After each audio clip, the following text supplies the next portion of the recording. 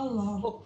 Hello. Welcome back. We're back here with another episode of Churn. This is episode 8. Oh shit. Yeah, I know. It's getting on there. Hello, I am the GM, storyteller, whatever.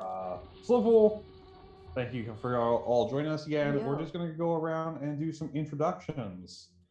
And after that, we'll do a quick recap of where we left off. So we're going to start off with Mr. Norden Ali. He's there on my screen. So Hi. I'm apparently a Mr. now. My name is Norden Ali Kadir. You can find me on the internets at Werewolf Fields. And you can see all I'm doing there. I'm a TTRPG writer, cultural consultant, designer, yada, yada, yada. It's a long list. I'm not going to recite it here. That's boring. I play Cyrus Fye as the captain of the ship. And as it turns out, a bloody spy for Earth. Surprise! You think that's a surprise? My mother-in-law Surprise is party literally a I've Christian ever been officer. to. You think that's a surprise? My mother-in-law is literally Christian officer. So, that's surprise! Which I think Norden was as surprised about as any of us. Yeah. Both me and my character's pronouns are he, him, and I'm going to pass it on to the next person. Thank you. Yeah, Cyrus really needs to update their LinkedIn profile. Just saying. All right, excellent. Next up, we have Ulfrig. Hello, I go by Ulfrig on the interwebs. My pronouns are she and they. I get really happy when people swap back and forth between them. I play Indy, whose pronouns are they, them, and who is currently a very pissed off, no longer deserving of the title Thembo Martian ex-Marine, who has started making some real choices with their life in the last couple of days. Choices, yes, that's a good word for it. Excellent. Next, we have Hicks. Howdy there, everybody. My name is Hicks. My pronouns are he, him, and I will be playing Barnes, who also uses he, him pronouns. He is a Earth kidnap victim who has been adaptive to Belter culture, and he is no longer happy with this ship. He can't take any more of this, considering the fact that he done pulled his groin. Yep, there was groinal injuries and a lot of suspicion and backstabbing and all sorts of fun stuff that happened last time. Excellent. And lastly, we have Amani. Hello. Apparently I can't give myself an auto success. No. It's disappointing. But it's fine. Don't worry about it. Just give it to me, and then I'll put them in the get along shirt. I'm playing Kamiko Gardner. I wake up every day and choose violence. When we were leveling up, even though I'm the pilot of the ship, I had to decide between leveling up my fighting skills or my piloting skills, and I ended up choosing fighting. And I'm not sorry. You can find me on the internet at Catter TV on Twitch and Catter Dev on Twitter. I make games and I do stuff. Exist. You sure do. I'm perceived. You do it really well, actually. Stuff. I get perceived by people in the real world. All right. And once again, I am Slipple. He, him pronouns. This is a viewer-affected game, so your donations that help to support us and our channel and what we do here can affect the outcome of this game. We use bit donations for auto successes and stunt rolls. Subscriptions do something or other. I can never remember. Yeah. Rerolls. Yeah. Bits are rerolls. Reroll. Subscriptions are auto successes.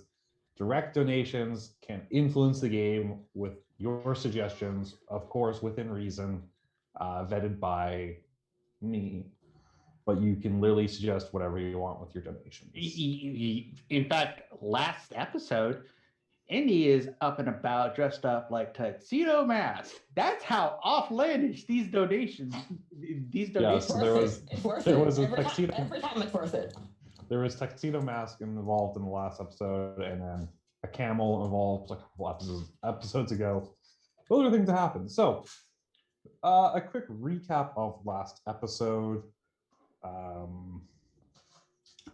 I can find my notes. You actually did make it to Luna without getting shot at again, so that was lucky for you. My talent is still. You should thank me. No, it's not just because of your piloting skill. I mean, you also That's left fair, that yeah. decoy with an insulting note for whoever was following you, so there's that. Well, that's because they were following me like a fucking creeper. Don't be a creeper, and I won't even throw some notes at you. You did steal their ship. No, I didn't. I mean, well, technically, Ulfric stole their ship. Stop lying on us. You just piloted it out of there. Not stolen. No. Technically, since there was nobody in the ship any longer, it is officially salvage. Thank you, Hicks. You're right. It was Thank you. legitimate salvage once you found that mysteriously murdered body on the ship. Mysteriously murdered. Chaos space babies. Yeah. Anyways, so you made your way towards Luna, where you found that your path was blocked by a couple ships. One which was basically a PMC company hired by Protogen, and the other one was legitimately a Protogen gunship. Fortunately enough, Cyrus's ship that he used to serve on was there and transporting none other than Christian Alvarzavala, who basically decided to interfere a little bit and basically get you a sort of clear path to land on Luna Station. There was a ton of drama because you all are trying to figure out who to give the information that of Protogen's experiments and whatever weapon program they're working on that you have evidence of too, while Protogen is trying to desperately murder you at all costs to stop that information from getting out or just to get their data back. You know, if I stopped doing illegal things, we wouldn't have to do this. True story. This is really their fault. Yeah. Well, I mean, yeah, it's kind of entirely their fault. Never trust a company. You can't trust corporations, man. I keep telling you guys this. Hey, corporations are people just like you and me. No, they're not. Hey, you take that back right now, mister. I mean, I did cry when Toys R Us went under. I'm not gonna lie. Only in the sense that you can sue them if they do you wrong. Oh, yeah. Okay, fair I mean, enough. is Toys R Us back now? Never No, mind. I don't know. It's I don't a know. zombie at best. We sure we're back. Like the hash truck. Anyway. Anyways, we're gonna leave space socialism for the Star Trek game. Oh, every space game can have socialism. I make Mouse Guard have socialism. You can't stop me. Socialism. But we're gonna leave space socialism for the Star Trek game, and because this one involves late stage capitalism, which is why we're in this whole situation to begin with. And how? If we hadn't taken this job, none of this would have happened. And again, you took this job because of late stage capitalism. It's Thanks. all circular. Thanks, capitalism. Ruining my life. Anyways. Sorry. I'm sorry. I'm real life sorry. Kamiko is not sorry. Yeah, no, Kumiko is never sorry. Fuck, things gotta cost money. I have no Anyway, concept of money.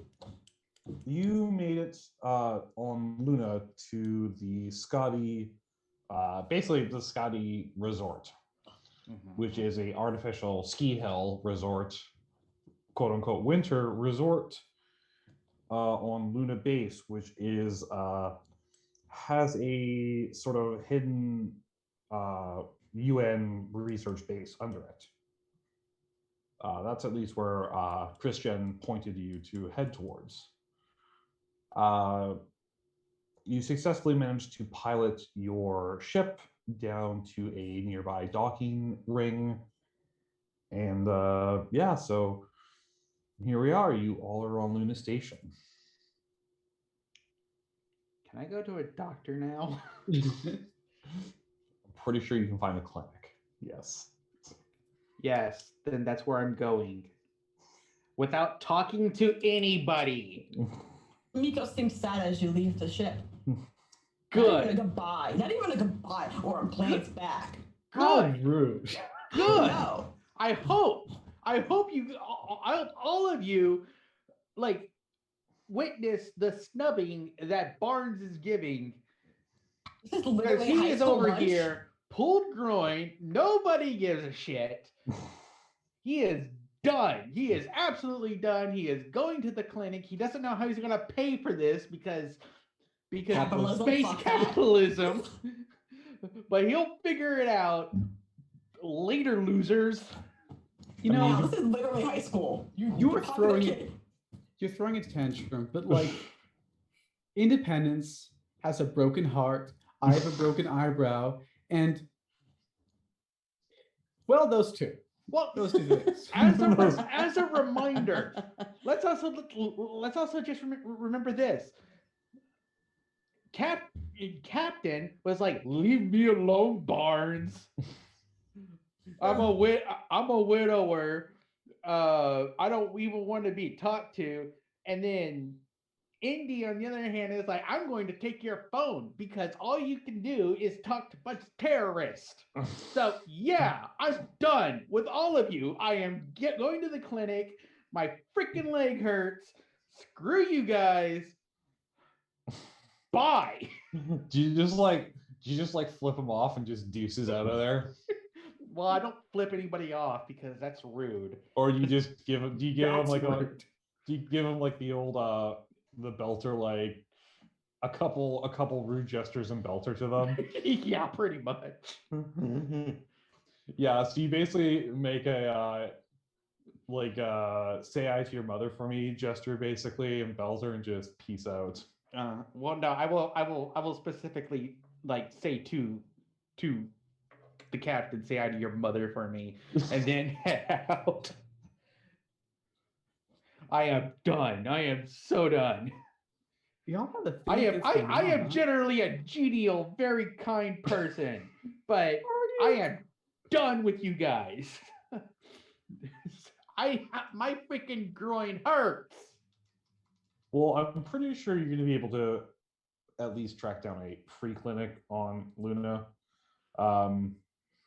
You might get the exact same treatment you get at a school nurse, so they're going to tell you to like lie down and take a nap or something. That's about it. I mean, you're probably gonna get some health care. You're gonna get some basic stuff. They're not gonna leave you totally messed up. At least give me a shot of some nonsense that will ensure that maybe I can walk without a limp or something. They go to reach to a locked cabinet and pull out one apple. Truly. One children's Tylenol.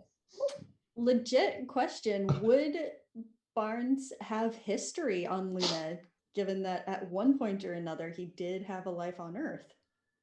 I mean, it's funny because I'm sure if Barnes were to think really, really hard, he could probably remember like his mom and dad taking him to the ski resort and him thinking that it was actually kind of stupid then too. And but yeah, like it doesn't all really ring a bell because you have to remember he was 4 when he last remembered his parents. But he is just like, why does this kind of seems sort of familiar, I guess. But yeah, no, he doesn't like have like very good recollection. You got to remember, he's been out in space a very long time. How many times is like a year, 2 years? How what? How long has Barnes been in space?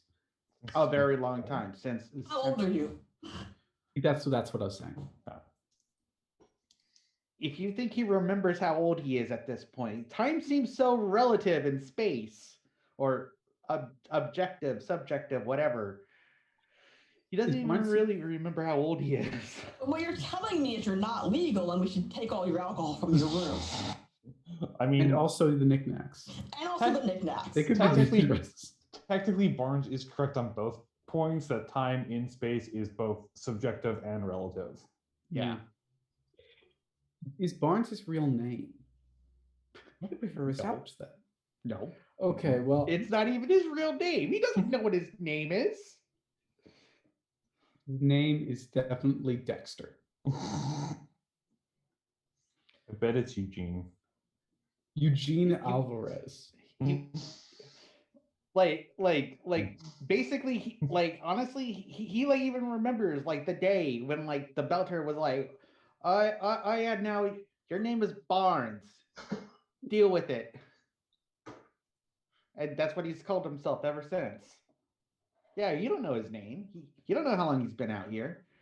The only thing he remembers is when he was 4 Earth years old, Mhm.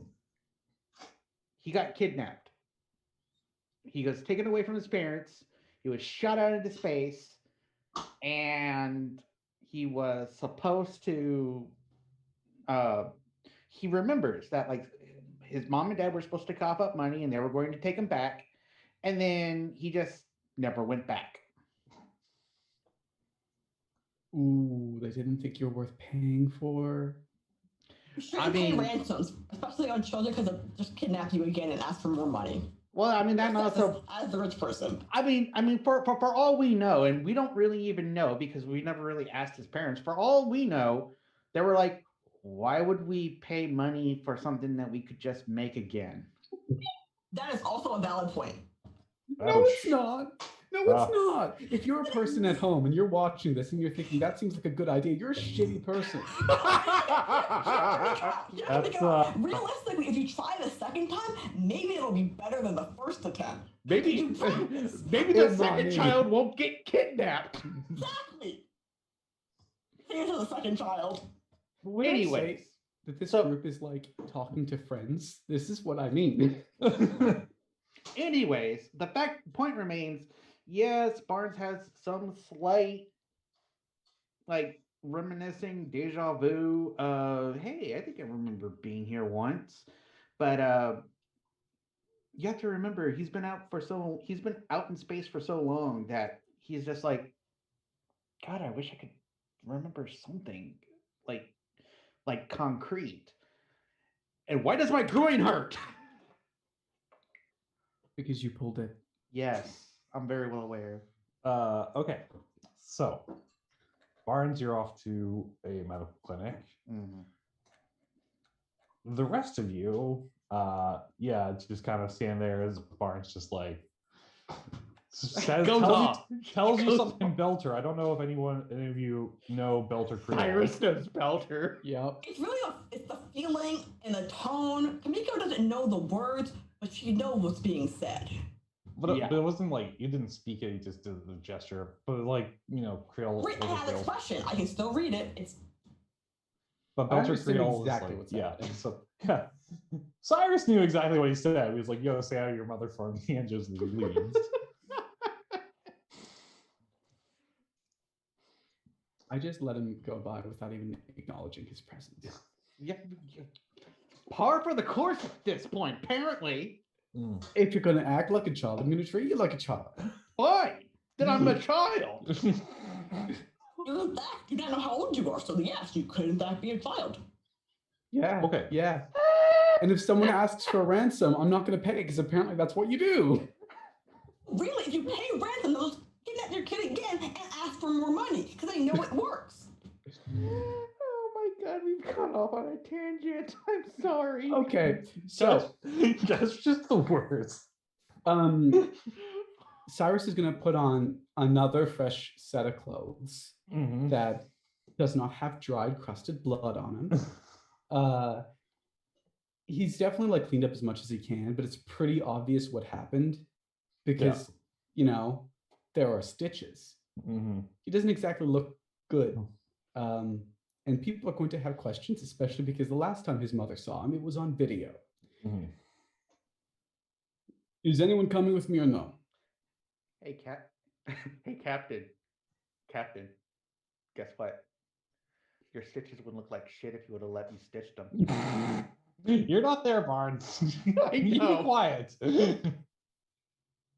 So I ask, is anyone coming with me or no? Miko doesn't even volunteer to go, she just appears. Of course. And you notice that she slips the wrench down her pants, but not in her pocket, but like against her thigh. Don't worry about it.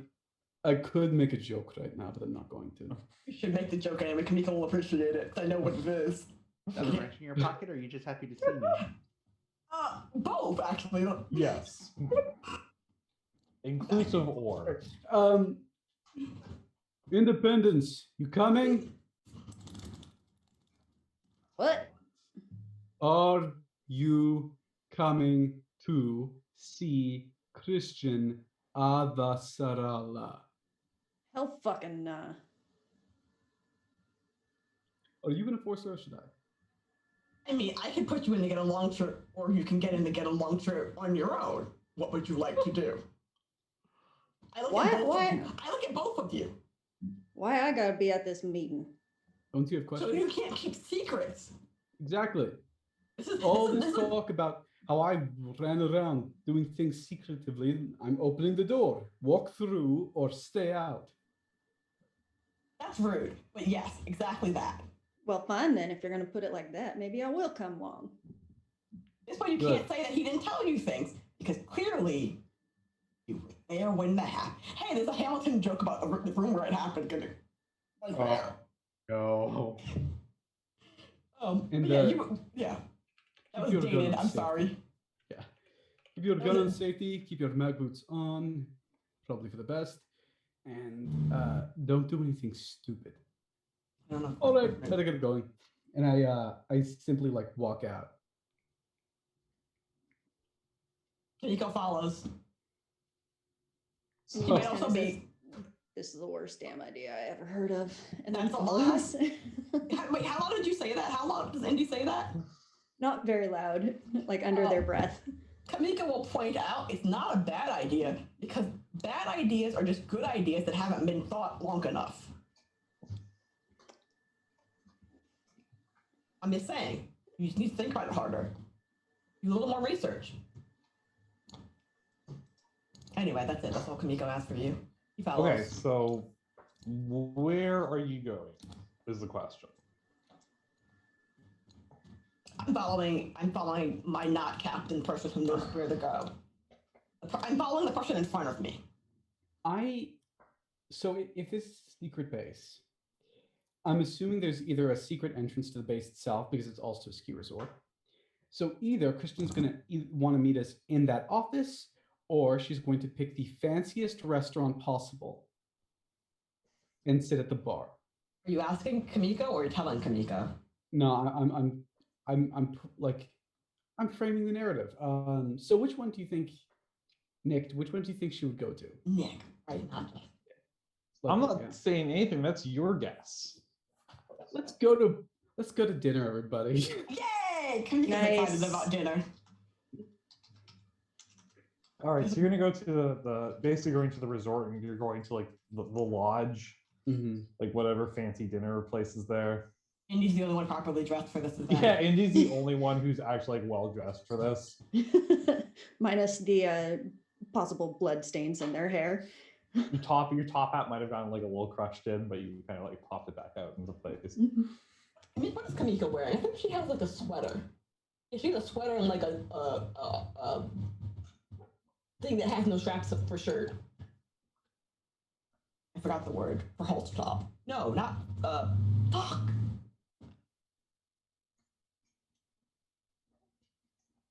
There's a beautiful like paisley scarf that's around Cyrus's head, but everything else is just there's a couple threads missing here or there. The sweater has a hole in it. He doesn't look great, but he looks nice because he's pretty.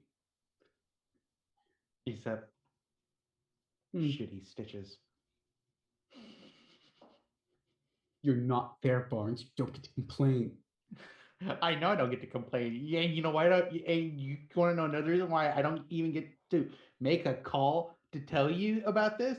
Because Indy took my phone. So anyway, so you guys make your way to Scotty, and you get to the lodge, and you know the maitre d' is there, and he's just like, guys remember? I think it was Spider-Man 2, Mm-hmm. where what's his name? Bruce Campbell played the maitre d'. I know what you're talking about. Maitre d' is a person who's You know what extremely Maitre well. D is? I never seen Spider-Man 2. Oh, okay. You just have a person who's like clearly like putting on like an act about being like high class posh and French. It's Hey, like Michael and Gilmore Girls? basically. See, I'm kind of disappointed that I knew that reference, but yes. Anyways, you approach and the maitre d' is at the stand. He's like, "Good evening, ladies and gentlemen. Do you have reservations for tonight?" No, but my parents would probably has a standing one. He kind of just looks down usually because I'm sure they do. Do Look they have under a name? Gardner. Oh, sorry. Look under Gardner. And Kamika will spell Gardner.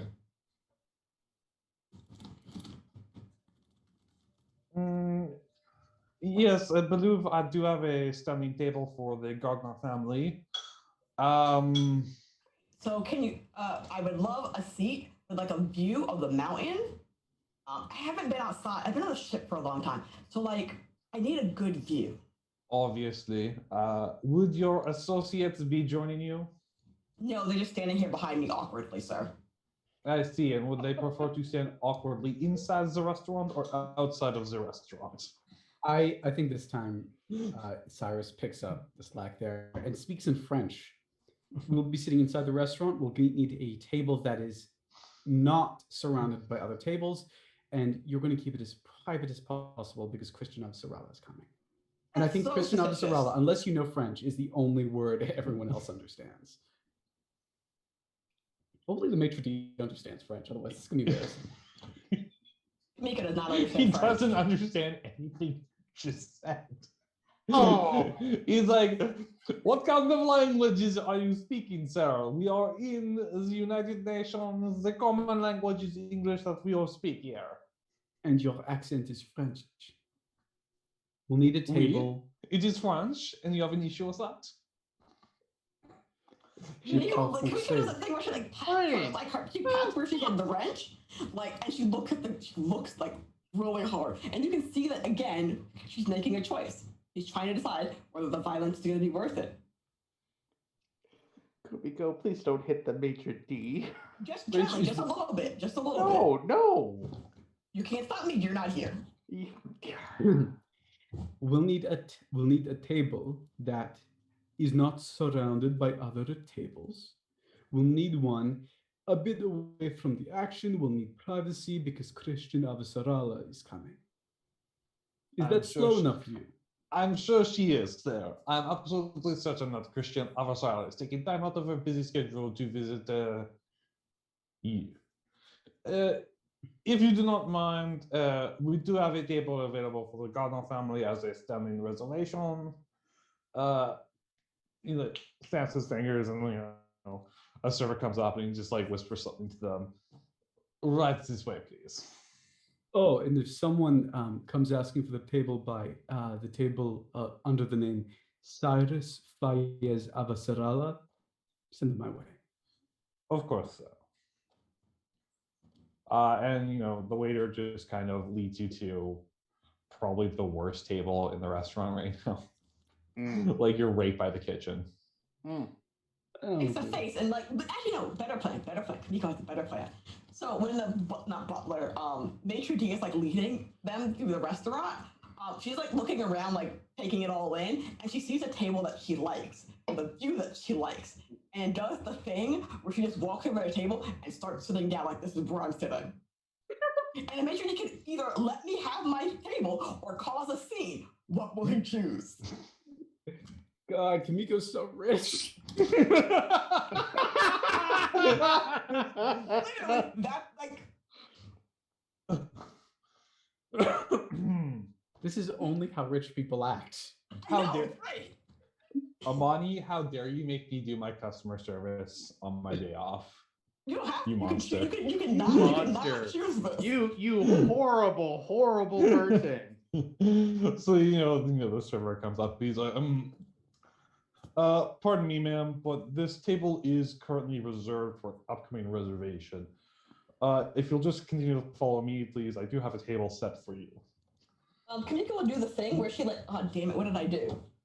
Where she looks around and sees other people sitting, and like she'll note that there are other tables that have little reservation tags on them. This one does not. And she looks at him, and goes, I think I'm good here. Thank you. I'll have, and she'll like list off some fancy whiskey that she wants to drink. And she like smiles. You basically like, if anyone here has worked in the service industry, there's the flash of internal screening that goes across the server states. I have in fact worked in food services. I was in fact a server at a really fancy Just that relative fancy. just that eye widening look. It's that quick moment of, can I get away with stabbing this person in the face with my wine opener? The answer is always Probably no. not. The answer is unfortunately no.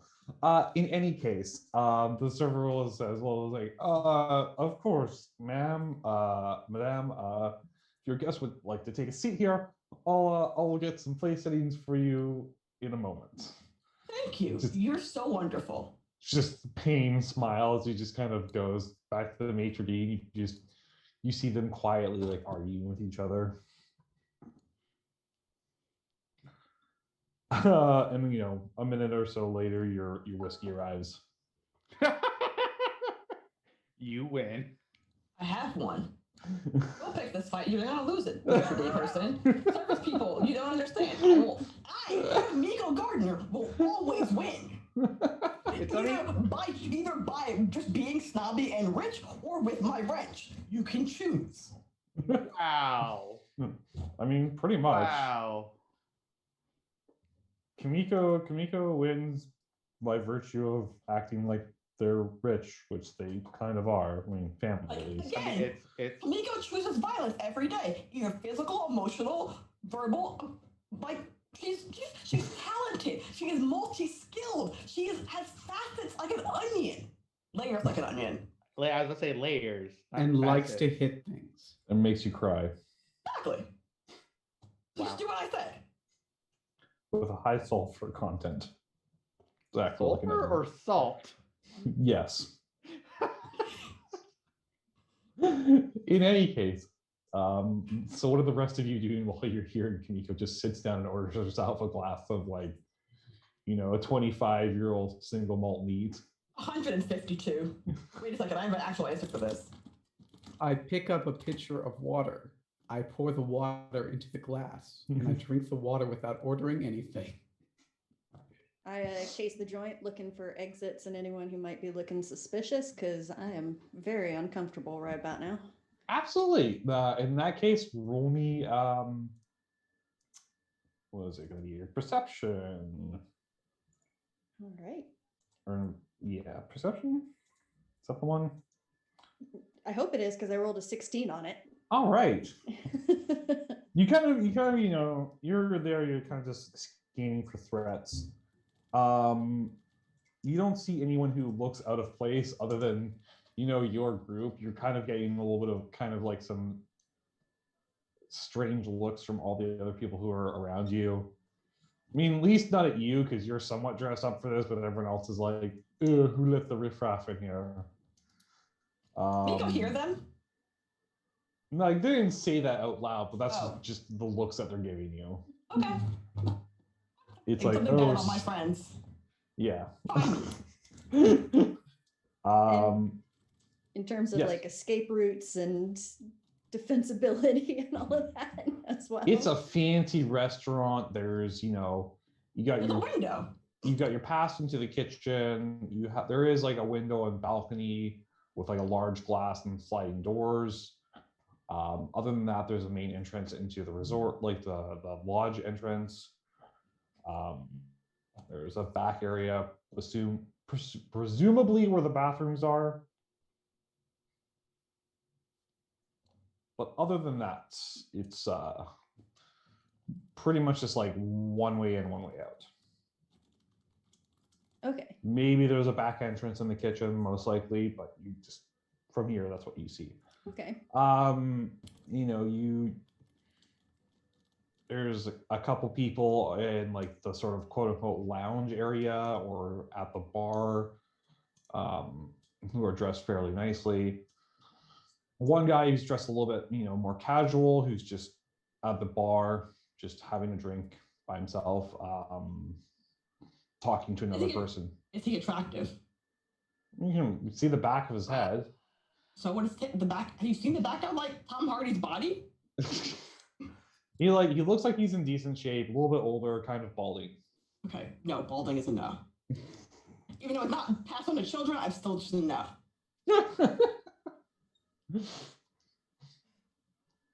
Sorry, balding people in the world. I don't mean it like that. I feel so attacked right now. My mom is balding, but she's old, first off. But also, balding isn't passed down from your dad; it's passed on down from your mother. So it's fine. He's balding. He's not going to subject anyone else to it. I'm just not. Either be gone or have it. No middle ground. Indy's just going to mark that guy and kind of keep an eye on him while they're eating. Has the maitre d' come back to take our order? What do you think? I mean, the servers come back around to take your order. The maitre d' is not really going to take care of you personally, but Hey, okay, I have an answer for that. I mean, I don't, but the thing is that Kamiko has noticed. So Kamiko did the thing that people do when they're rich, and they also have friends that aren't rich, and some people are rude to from time to time, where you like case the joint to figure out who you're probably going to have to fight to defend your friends from. Like, you ever seen that video where like someone's walking past Britney Spears and they say something racist to her bodyguard, and she turns around swinging? No, but I love it because we stand Britney Spears here. True. She's great, but like like Britney Spears has friends because she's from like Alabama or something like that. That people, and she's gonna be like, nah, I want that life. So Kamiko has seen every person in the entire restaurant that is in the room that she can see. When Kamiko came ready to fight, Kamiko came ready to fight in all ways, shapes, and form. She's got a wrench down her pants, and she's more than happy to use it. True. So, anyways, you guys are there for waiting for quite a bit. Do you actually order anything to eat or anything? I do. In fact, if no one else orders something, I will order something for them. If they have fresh fruits and veggies from Earth, like not that grown, you bet Indy is all over that. Are you gonna get like a fresh salad? Yep. Yep. Okay. So the menu here is, classic fine European dining. It's rich people food. It's not like tiny molecular gastronomique. It's like gastropub food. Don't ask why. It's classic European fine dining. So smaller, more artistic portions, but not like tiny things, and just very well done. Expensive products and stuff like that. So you get your foie gras and oysters and all that fancy stuff there. Lots of truffles. Oysters aren't fancy. I mean, don't listen to me. I'm black. Oysters aren't fancy. There's a thing you just get and you eat like 10 of them at a time. Don't listen to me. Are you going to eat snails? Escargot is quite good, actually. I feel like that's a trick question. I mean, I hear they taste like butter because they get slathered in butters. You literally, they kind of taste like shellfish a little bit, like that kind of like springy, spongy texture. And yeah, you legitimately just cook them in a ton of butter, usually a little bit of lemon juice, and then just throw breadcrumbs over them. Ah, the oysters of the land. Basically. I thought those were bull testicles, but no, we're not doing that. Those are the oysters of the prairie. Hey, yes. Kamiko's gonna order like a side Caesar salad, braised, and a side Caesar salad, like she'll be like, "Oh, there's no bread for the table," which is not a rich people thing. That's just a Kamiko thing. And she's like, "I'll have the braised lamb at medium rare. I want it like pink, but not like she goes into specifics about how she wants her lamb cooked. And hold the Brussels sprouts." Of course. So you guys place your orders, whatever they may be. You spend some time, you get your appetizers, you get your bread rolls, etc., you get some drinks, and you're at this restaurant for quite some time, waiting and eating. Eventually, the maitre d' comes by to the table to check on you, just to be smug, and he just goes, "Unfortunately, Miss Christian of Savala has not checked in yet, so I do not believe she'll be joining you tonight. So I think I will refrain from setting out the extra chair." Does Indy? Someone else. Yeah, Kamiko? So on a scale of like 1 to 10, Yep. 10 being you'd be very upset. If I caused a scene right now, are you emotionally capable of handling the fallout? I've just about eaten my weight in everything put in front of me, so I'd prefer if you didn't. Nika will turn to the unless Cyrus says something to the maitre d'. You're muted. You're muted. No, I'm not muted. Oh. I'm not muted. I'm just thinking, what if when I'm muted on Zoom, there's a little mute, like a little microphone icon with a slight. Okay. Your mouth was moving and sound wasn't coming out of it. I was thinking, what are the odds that Al-Saral is literally coming into the door as he's lecturing us? You look, and you're like, "Please, excellent timing, Christian. Please." Kamiko was like, the thing about it is, so while Cyrus is looking for Alpha for Christian, Kamiko doesn't care whether she shows up or not. The point of the matter is, I'm sitting at this table eating my food, and you're trying to kick me out. Fuck no. Well, they're not trying to kick you out. He's just there to kind of trying to be a smug little prick. Basically. Kamiko doesn't appreciate the tone of voice, the look on your face, just the general breathing and your presence, offending me, and you should remove yourself from my presence before I make Indy unhappy. You know that thing you're doing where you're breathing? You should stop that. It's really annoying. Yes, exactly. It sounds weird. It's kind of gross, and you're like getting your you-ness on me. Just Covering is you it this or he just kind of just like huffs and just like walks away. Independence thanks you. Independence takes another bite of their salad.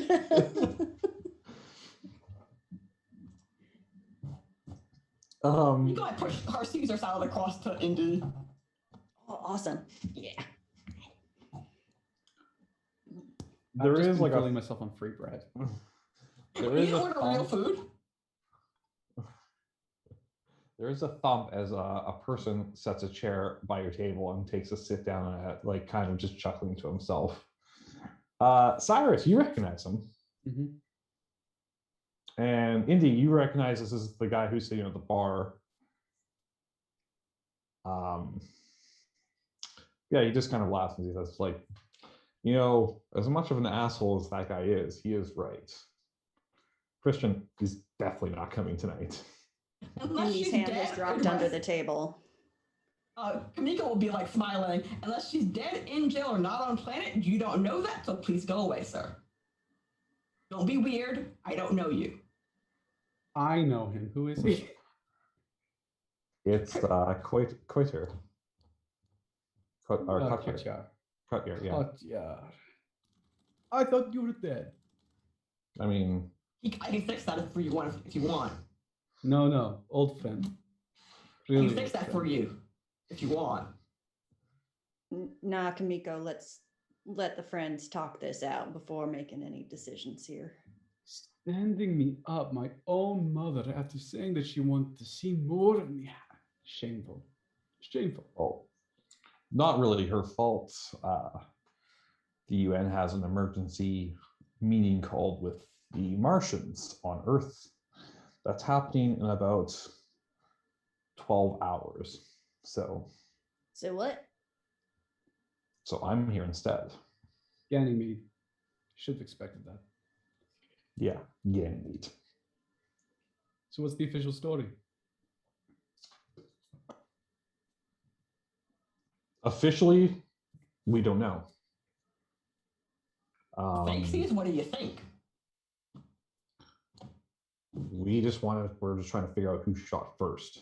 That's Doesn't the matter. biggest People got issue. shot, and they weren't shot by the same. They were shot by the same thing that wasn't one another. Miko. What are you talking about? It's above your pay grade, sir, and I still don't know you. Stranger danger. Sorry. First of this all, is- I'm not even on a pay grade anymore. I'm privately employed. Secondly, She employed you? Oh, it's that guy. I'm retired. Which means it's none of your goddamn business, sir. So what do you want? Why are you here? No. Hold up. I thought she was upset at you. Didn't she blame you for... Never mind. Look, You just kind of takes Indy a drink. gives- Awkward silence about that one. Indy gives them both very significant looks. this is Kotyar Ghazi. He's an old friend of mine and my husband's. You keep saying friend, and Kamiko, every time you say it, makes this weird face where she's like, friend. Fellow Marine. Friend. Right, but like, she also knows that you and Indy were friends, and we were friends, and you're friends with Hicks. And, oh wait, you're a lying liar who lied to our faces. Let's say that this is another Friends. relative then. Brother-in-law, maybe. Anyway, but Kamiko's just suspicious. She's never Think told about it. Christian that. She'll throw a fit. I mean, You have Yeah. a brother-in-law? No, that... Never mind. to be fair, if there's anyone to be suspicious of, a good candidate. Valid.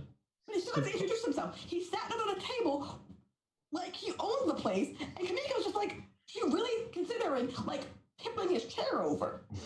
Indy's going to reach out and put a hand on Kamiko's arm. Thank you for touching me. It makes me very happy. Kotyar, it was Earth. Aw. It was Earth. Earth shot first? Not the Martians. At the... No, what? Was the OPA there? No. Worse. Should we be talking about this right here? As No. long as we're subtle about it, we should be fine. All right. Kamiko will like do the stage whisper thing. He just said he's retired, which means this isn't his business. So why are we telling him anything? Because Can he's he fix it? lying. Christians hired him as probably private security, I'm guessing. Officially private security. Typical. So you're the bodyguard, is what you're telling me. No, he's the spy. Even It's just kind of just shrugs. Kotyar has contacts. Christian must be using them. Yeah. Also, I'm one of the few people she can actually trust in the UN government right now. I'll try not to take offense to that. So short list. I'm guessing there's about 2 names on it at the moment. Well, there was 5. Now there's 4. You could keep a secret if one of them is dead. Kamiko's not Who? subtle. Who is number 5?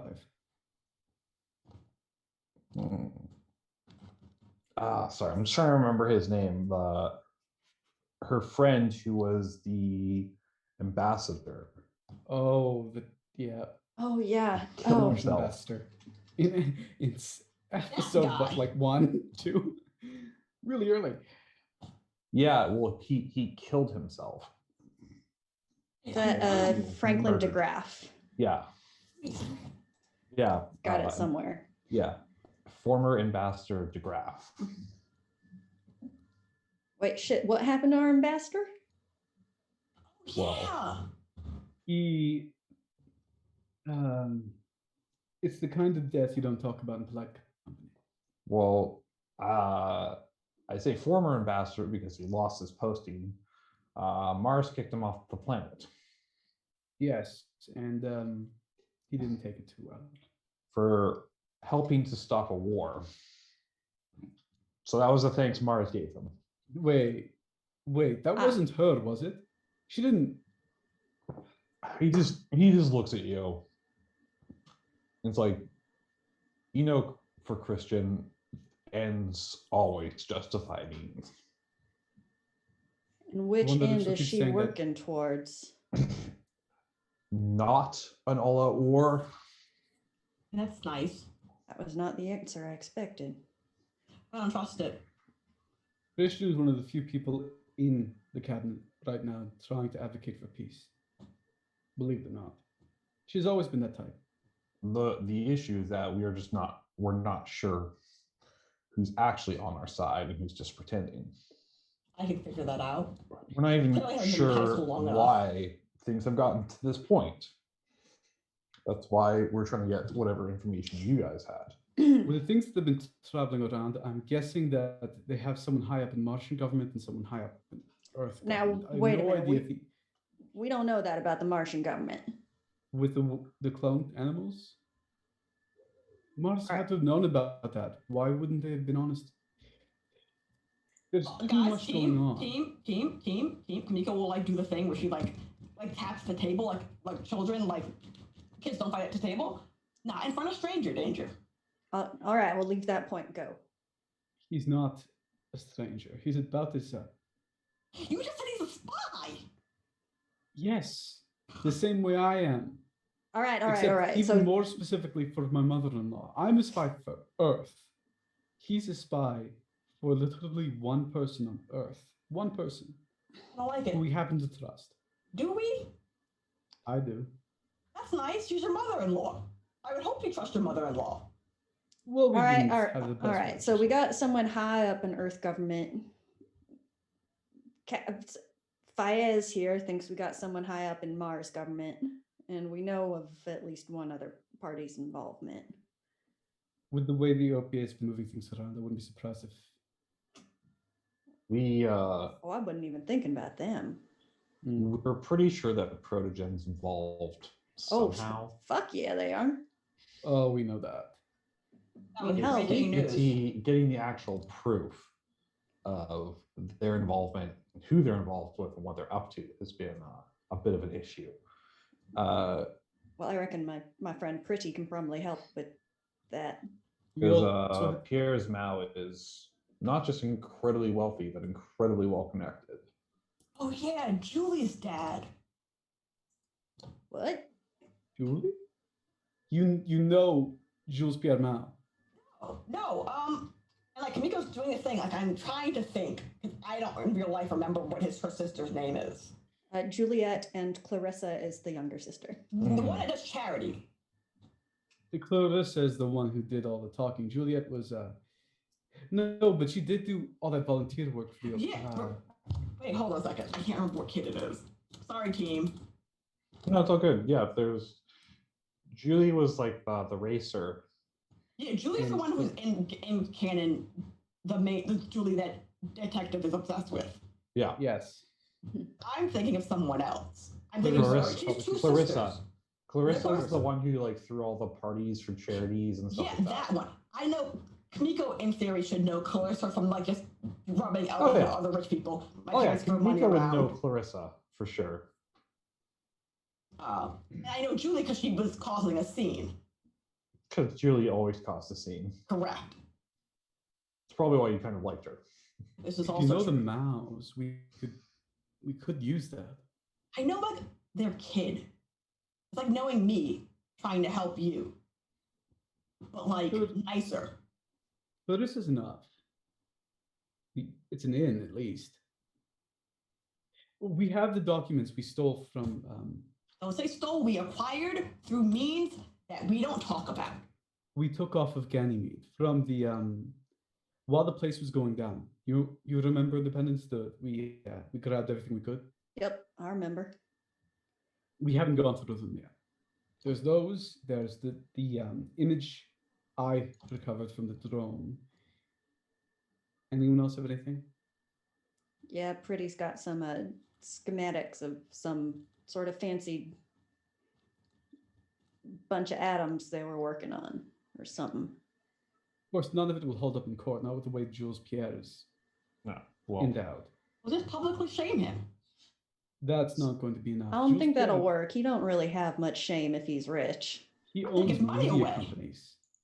Throw money, then make him not rich. This is really not that complicated, team. How do... That man has people he pays in government. Try. You have someone in government too. See, Christian is a senior undersecretary. She's not very important in the grand span of things. She can't stand up against, the Secretary General or even Ehrenreich. People like Ehrenreich have all the power. Who the fuck is Ehrenreich? Hard to explain. What is his title again? I forgot.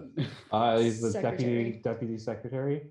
Yeah, he's the deputy secretary. Or Sadovir Ehrenreich. Deputy secretary of the UN.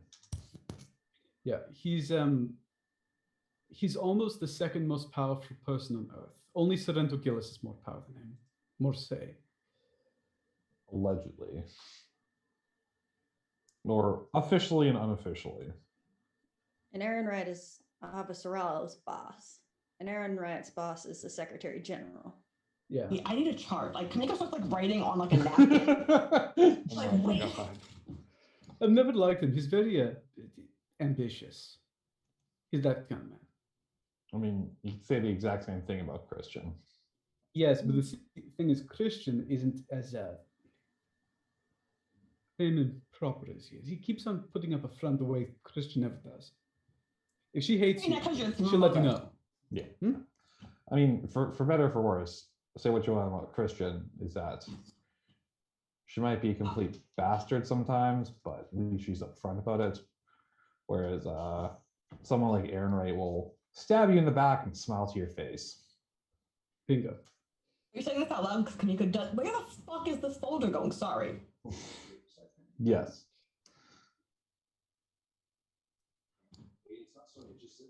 He's so back when Christian and look, Ehrenreich used to work for Christian. He was a sort of a protege, right? Back in those days, Christian had a motto. She still does, really. Earth must come first. But as she has that ingrained into her, Sadovir is just obsessed with it. It's not just Earth comes first. Earth comes first, second, third. I mean, he would bulldoze Mars if he could. Earth is his favorite child. Earth is his only child, as best I can tell. Well, no, I was gonna make a thing about stepchildren, and Mars was the new wife, and then they brought a kid. Okay. Never mind, it's Sure. okay. Don't worry about it. Kamiko's like, no, it's a bad metaphor. I'll work on it. In any case, Christian told me that she definitely can't make it to dinner tonight. As much as she wants to say hi, she's gonna have to take a rain check on it. But told me to let you know that You can do lunch. like I said, rain check, significant rain check. Galaxy-wide political issues kind of take precedent over Your family. social luncheons. Have you not? Kamiko's just being mean. Kamiko's just being. Yes, they come before family. Believe me, I know. In any case, I know you probably know about the base here. In any case, No, what base? yeah, exactly. What base? I know how to get that. He's just gonna slide you over like a tablet there. It's like that's a passcode, key card, and location to where the entrance is. So everything you need. Kamiko, raise your hand. Should you decide that you want to trust us and give us some information we can actually use against Pierce Mao. Kamiko's hand is still up. And you promise as best you can that your target is Jules Pierre Mao and the rest of them bastards at Protogen? Our target is anyone who's causing all of this issue. If they're Earth, Martian, or OPA, we don't know and we don't care. We're just trying to stop someone from lighting the entire galaxy on fire for their own profit. I appreciate the honesty. Miko's hand is still up. Yes, do you have a question for the class? As a spy, was it a good idea to write passcodes down on a tablet connected to the Wi-Fi? It's not on a tablet connected to Wi-Fi. It's like a data shard. It's like a USB stick. Oh, okay. Like, Yeah. actually, like, you said tablet, and I was just thinking, like, did you just hand me an iPad? I pulled the tablet. I pulled a little tablet close to me, and then I put a different tablet on the table, which is the bill. And you get this. She can pay for it. Wait, who are you talking He to? just kind of just like, ugh. You know, she doesn't leave me incidentals. Just call her. She'll deal with it. And tell her He tell her to loves be her. careful. Mhm. Never mind. So we're gonna- Never mind. We're gonna If pause. I'm right, if we're there are gonna Martians pause and here Earthers. for a minute Yeah. and go back to Barnes. Oh yeah. Well, How's your grind? So you did actually find a free clinic to get treated in.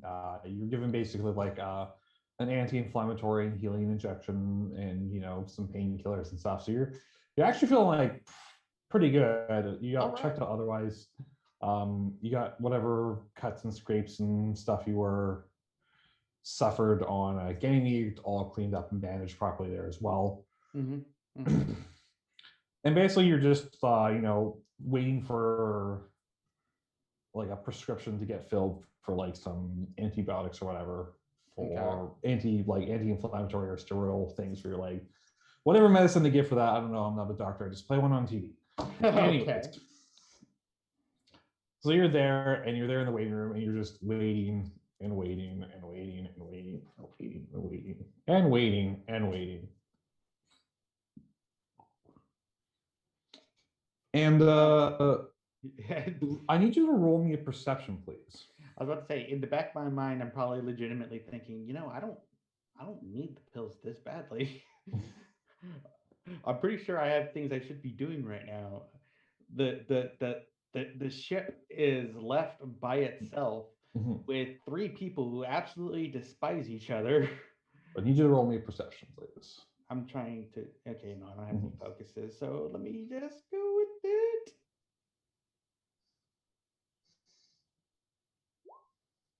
Seven. Okay. You notice in one of like the back offices through one of the doors open, the doctor leads a person out. And you kind of you don't really notice it at first until you realize that he's not heading towards the waiting room. He's actually leaving out through like a back entrance. And you notice that he's wearing a jumpsuit identical to the one of the body you threw off the ship that you're on. Oh, shit. This is not good. You know what? I don't think I need that. I don't think I need that prescription this badly. I'm just gonna tip.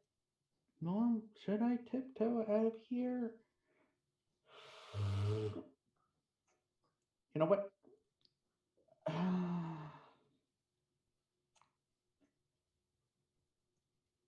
God damn it! I wish Indy didn't take my fucking phone. You know what?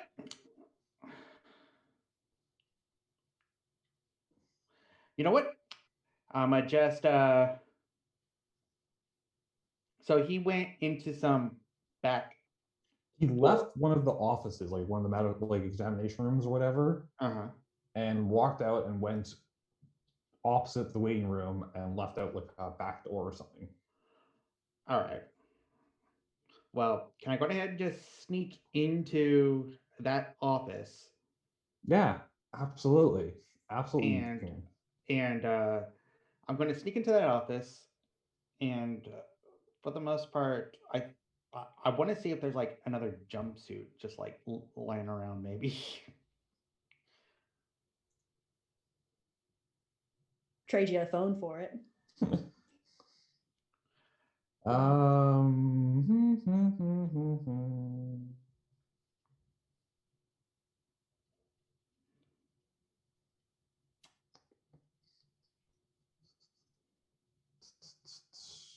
Sorry, I'm just looking right now. I'm just trying to figure out what you need to roll for that one.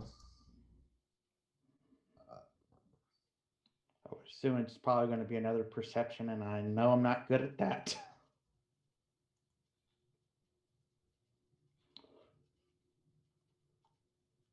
Ooh, I could probably roll intelligence, like thinking like where would one keep jumpsuits? So I'm just going to tell you what happens. You basically just, do the whole just act like you belong, just get up and just slowly walk over and just head inside the exact examination room and quietly close the door behind you. Mm-hmm. And you immediately get the feeling that you're not supposed to be in this room. Oh, I definitely know I'm not supposed to be here. Because on the table is you're actually, roll me an intelligence roll for it. Sure, why not? This could be interesting. Just a flat intelligence roll. I was about to say, could engineering be involved in this? But no, I'll just No. Okay, so a 10. You think at one point, like remembering from your previous ship, you think at one point this was some sort of large farm animal, like a goat or a sheep, maybe even a camel. Wait, there's like, wait.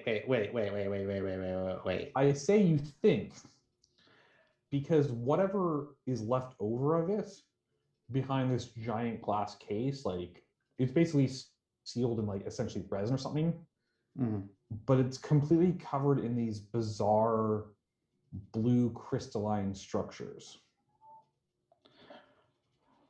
So what you're saying is that I am in some sort of containment facility for some sort of animal that is behind glass.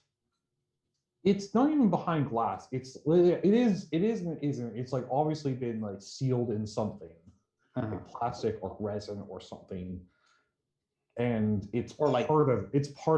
Like they just took a chunk of it because it was too big or too unwieldy to have. oh, okay. So it's a piece of an animal in a bucket tank, basically. Basically. Great. Are there consoles anywhere? Yes, there's computer screens and lab equipment and just data everywhere. Okay, well, I'm gonna just check that out.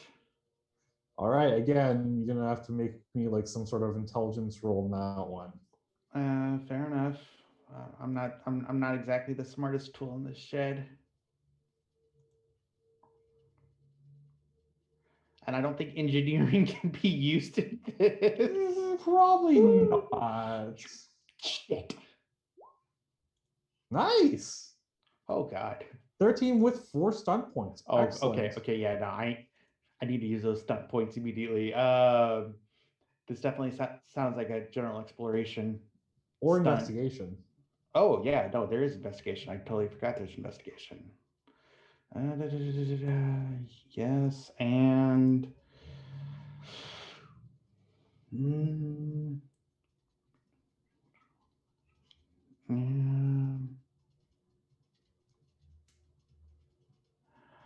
oh yes, I got 4. Right? You said I had 4. You have 4 stunt points, yeah. We're going down the rabbit hole, guys. Down the rabbit hole we go. Okay. So you're not able to get everything out of this. Like some of the more advanced medical stuff just completely escapes you. But from what you're reading, whatever this thing is, it's completely taking over whatever this animal used to be.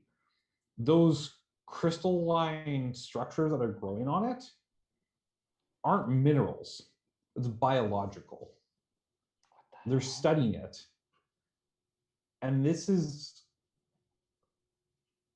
something like their 300th or 400th test subject.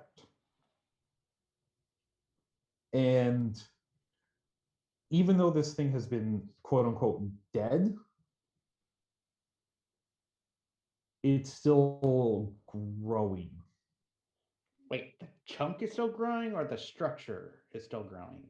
Like the apparently whatever crystalline structures were on it, even though the animal itself technically expired after being exposed to this, the crystalline structures continued to grow after death.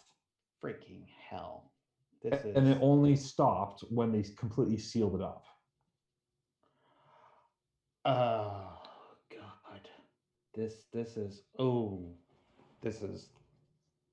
disgusting. I am not fond of this. God, what can I possibly do with this information now that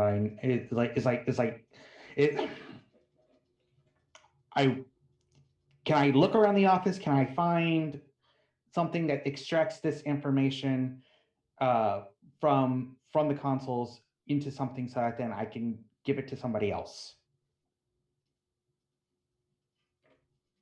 Like a data shard, USB stick, freaking CD, something. I'm gonna make you. Sorry, I'll make you do another either perception or investigation or anything like that. Anything that you think would come into use for this. Oh my God! I hope I have an investigation focus, but I don't think I do. I don't understand why I wouldn't. I'm supposed to be a fixer. Damn it! You know what? What I will do is I'm going to use a talent. Okay. And my talent is improvisation. I'm going to adapt to the situation. I'm going to use my engineering focus. And so I will go ahead and use that, but in return, like, I don't generate any stunt points from this. Okay. Cool. So you just make the roll with the bonuses you just don't get any stunt points. All right. Absolutely. Nice. 14. Very good. Okay, so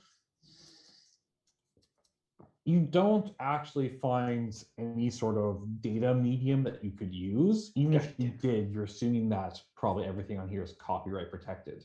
Right. But what you do find is a bunch of printed medium of all this stuff. Well, with a Protogen logo header.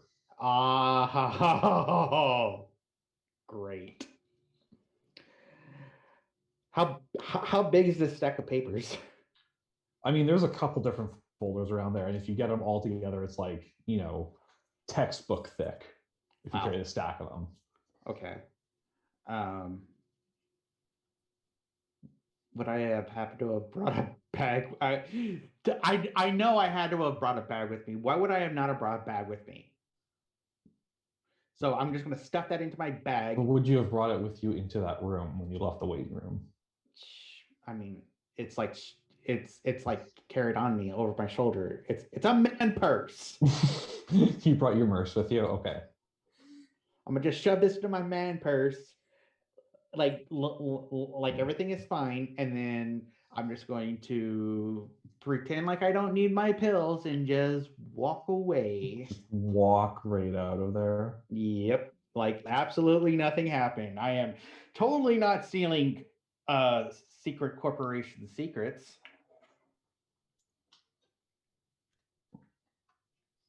Okay, so what am I rolling?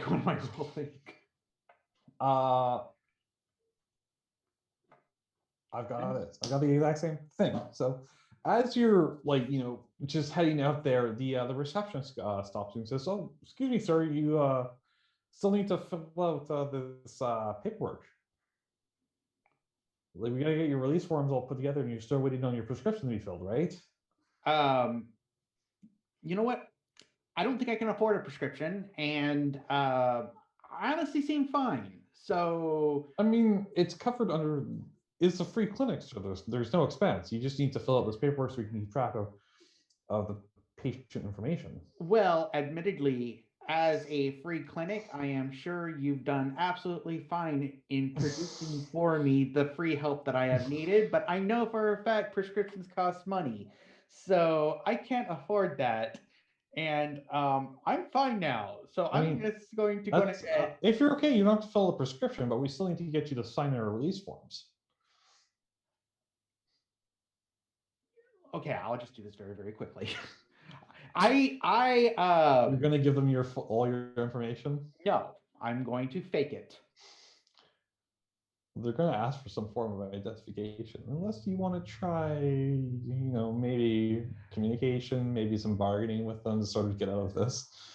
I can do that. Yeah, Deception. Use deception. I said No. I have bargaining. I have bargaining communication. I will totally talk my way out of this. Yeah, if you want to bargain some way to get out of this, just feel like, hey, You really just left your wallet on the ship. Look at that. Yeah. 13. Okay, so how are you going to get out of filling out paperwork and not provide an ID? Well, to be completely honest with you, I am pretty certain that my information is already on the system. I've been here before. I remember. I was young. I was like 4 years old, but I've been here before.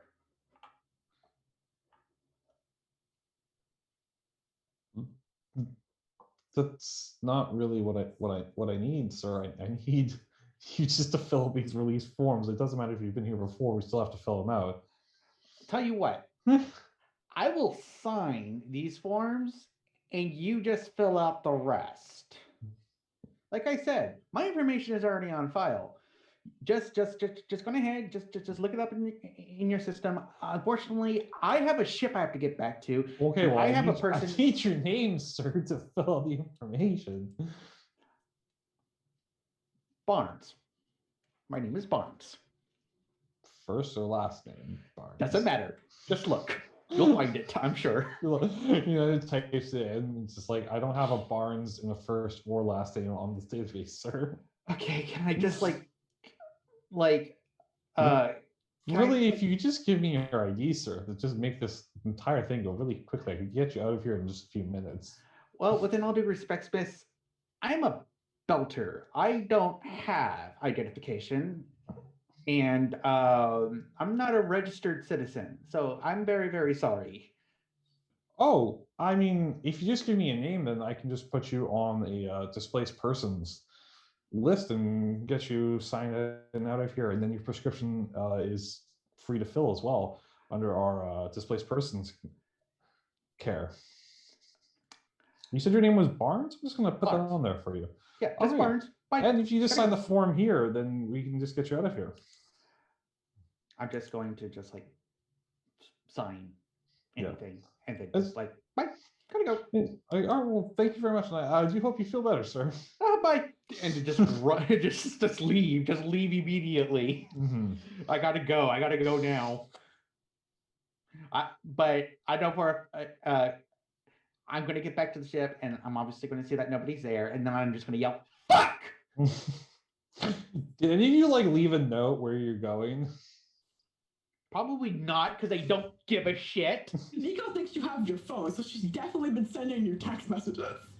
Oh, well, then first things first, Indy, you would be noticing some buzzing in your pocket. You pull out Barnes's phone and you see Kumiko's been texting him. Yep, I noticed that and I put it back in my pocket. Great.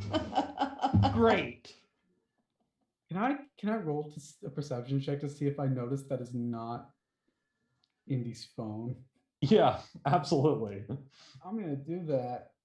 Yes, please. Yeah, touch me. you have to why does Indy have two phones? Wait, is that Barnes' phone? I say nothing. Of course you don't. Oh my god. Nico So does this. Barnes, you're kind of there and just a little bit angry, freaking out. When you hear a knocking on like the ship's door. Um, shit.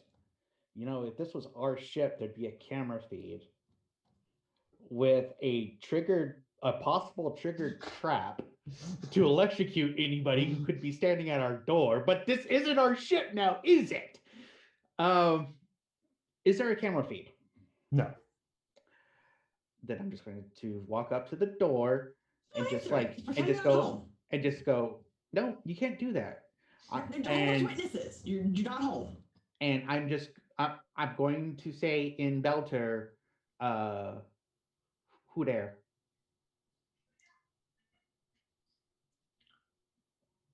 And like, because I'm assuming there's probably gonna be like an audio communication thing there, and it's like you hear a raspy voice on the other side of the door. It's the goddamn tooth fairy. Open the door. You recognize Open that the door. voice. Not the tooth fairy. You recognize that voice. Yeah, I mean, since I recognize the voice, who is it? It's fucking Christian Avsavala. I opened the door and I'm just like, oh, Fuck you too, Mom. shit. It's good to have dinner with us. It's fine. I'm not hurt. Whatever. Like, Oh, shit. she kind of just like looks around and it's like, you're the only one here then? Yeah, look, I don't know, like, what happened. I don't That's know not where the question. anybody... Are you the only one here? No, there's an infirmed person. That's fine. I don't have time to stay around for long, so I understand. take this shit. And she just like basically like tosses a packet to you. Like a sealed, basically like a sealed envelope, like a vanilla folder. Uh-huh. Just give that to Cyrus for me. Won't you just I really have to be in a meeting soon. I have... never mind. Okay, yeah, sure, you got it. Understood. That's right. I will get this to Cyrus immediately, and I apologize you've been having to inconvenience yourself by being here. Have a nice day. Very, very important boss lady person. It's like just kind of just stares at you for a second and just kind of just Probably like mumbles under her voice, idiot. just do your best to keep him safe if you can manage that. Miss, I've been trying my absolute best, I swear. Good for you. And she just turns and leaves and it's just gone. Oh my god. Like, he knows nobody else is here right now, but like part of me is just going to say, please tell me I'm not the only one who has shit in my pants right about now. I'm glad I wore my brown pants today. No, I'm not following anybody. I am not going to follow who is quite possibly the most important person in the entire UN. I'm going to get killed. Okay, but no, I'm not going to open the package either. I need to find Cyrus.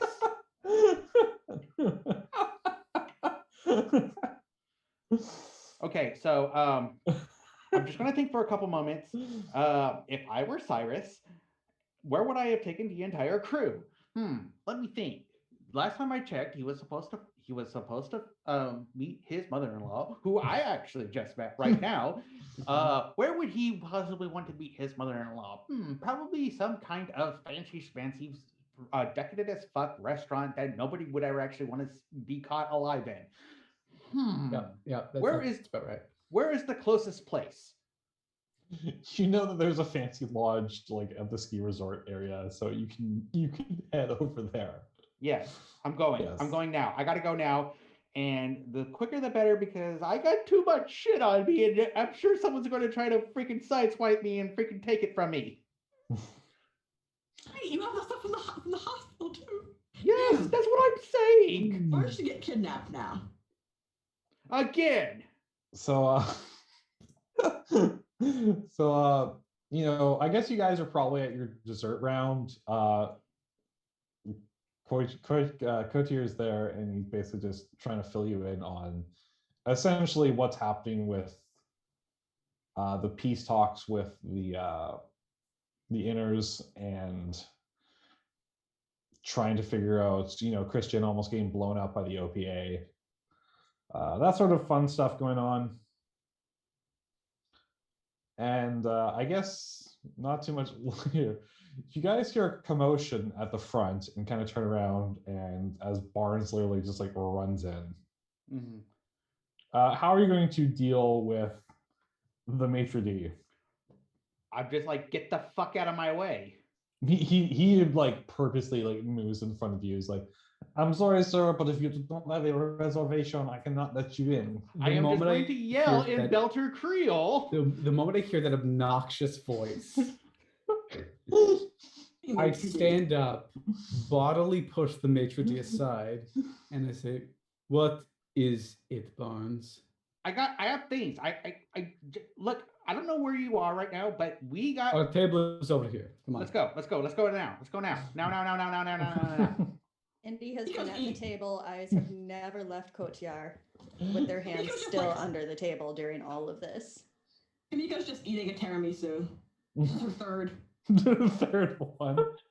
I'm actually going to like show up to this table, and I'm gonna like, oh, I see. Great. You guys are having dessert. How lovely. Did you enjoy yourself? Did you enjoy your meal? Did you have a really nice brunch? No, actually, I did, because I promised to meet Cyrus's mother, and if she is not here. Well, because she was at the ship. Are you fucking kidding me? She picked this restaurant too. And instead she sends this bozo. I pointed Kotiar, but I do it jokingly. He knows. Kotiar's just like, what a mess. Supposed to be in the UN by now. Why is she still here? Kamiko will flag the waiter down. I'm going to take a seat for a couple of moments. I'm going to like grab the pitcher of water. I'm going to shakingly pour me a glass and take a drink, because I cannot properly process the things that have been going on with me for the last 30 minutes. Yeah, Barnes you have is to like, be sitting. You have to be sitting in my, because they only brought up chairs for people, so you have to be sitting in my chair, which means you're staring at like a plate that still has bread on it. So like, Kamiko will push her own whiskey, who knows how many she's had at this point, across the table at Barnes, because it looks like he needs it more than she does. yeah, Barnes is probably just like totally pale and just dripping sweat right now. Okay. Look, I don't even know where to start, so we're just going to go from the beginning. As you guys know, I went to a clinic to get my problem taken care of. Don't say it like that, Barnes. Please tell me Kotiar reacts to it being said like that. Please. He's just, you're not quite sure. He's trying to keep like a little bit of like a poker face going on, but he's just, visibly confused. Somehow, in the entire process of me getting my health problems taken care of, You stop saying it like that. I came across something that would best be seen as some sort of weird blue crystal munching on living camel tissue. That And sounds gross. I have every single bit of proof that I did right here. And then I dig into my man purse and I pull out this textbook sized number of folders that have the Proto-Gen logo on them. In addition to the stack of folders that comes out, somehow your new tchotchke was in your bag. Oh, okay, yeah. And also came tumbling out with that. And the coin kind of just like falls off and like rolls over the table and stops right by Cyrus's foot. I pick it up and I say, What the hell is this? I found it Found it where? on the ship. And you just. I take the coin and silently just put it in the middle of the table so Kotya can see it. Mm. I'm going to go get some air. No, no, Captain. I'm not done yet. Please. This is very important. No, I'm actually going to like get up from my seat a little bit and then just like beeline around the table and like stand right in front of Cyrus and goes, look, your mother gave me something to give to you. It is very, very important. It's sealed. I didn't even bother trying to look at it. You need to look at it. You mean my mother-in-law, the woman Whatever. who lost her son at this battle? And I hold up the coin. Why are you Yes. saying these words? Look, I know you're processing a lot right now. I'm But- not processing. I already have a dead husband. I processed that. What I'm not processing is You need a hug. I'm not offering one. I'm just asking. what I need right now is for someone to explain to me why. I know I've kept secrets from all of you, but the fact that I've lost someone has not been. Correct. And yet none of you seem to care. I care. I care. I care. Then why the fuck would you carry this around? Because it just happened. I mean, because it looked really, really shiny, and I was Going to the going, magpie. and I was just holding on to it. I didn't. If you really wanted it that badly, you could, I mean, I would give it to you, but I didn't know. I'm sorry. Why would I want this? Why would I want a coin commemorating? Do you know how many people lost their lives for nothing?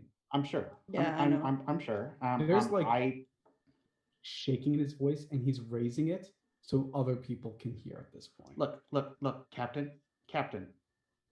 Your mother-in-law gave this to you.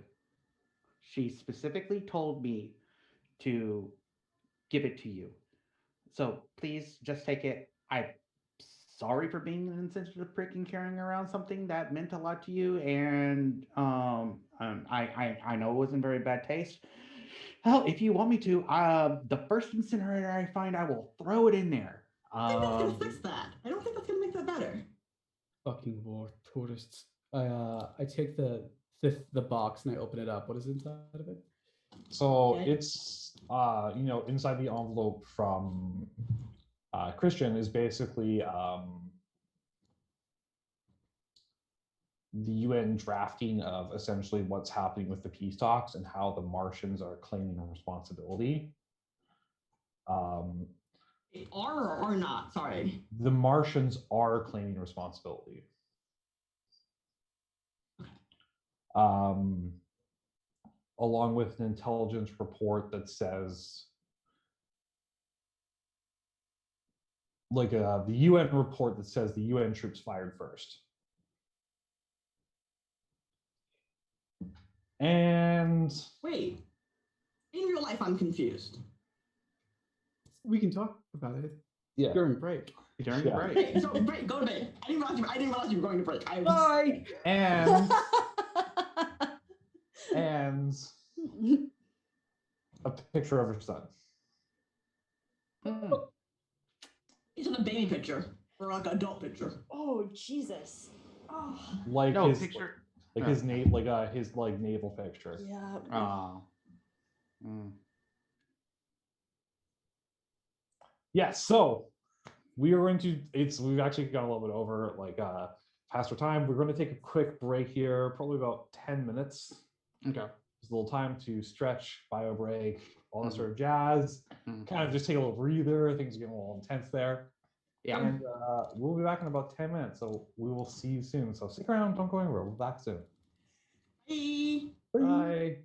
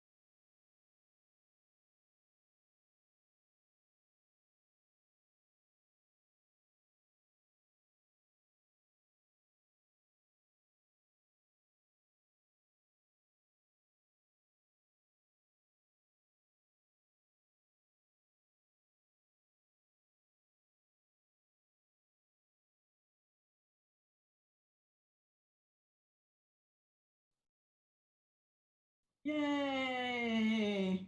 Hello, everyone. We're We back. are We're back. back. And look, I have light. Hey, all right. No. Excellent. So, we're just going to do a quick recap of what's happened so far. Everyone landed on Luna. Barnes went to go get his groin checked out at the doctor's office. Everyone else went to go to a fancy resort to look for Christian, who was allegedly supposed to be meeting them there. Allegedly. There was a rude maitre d'.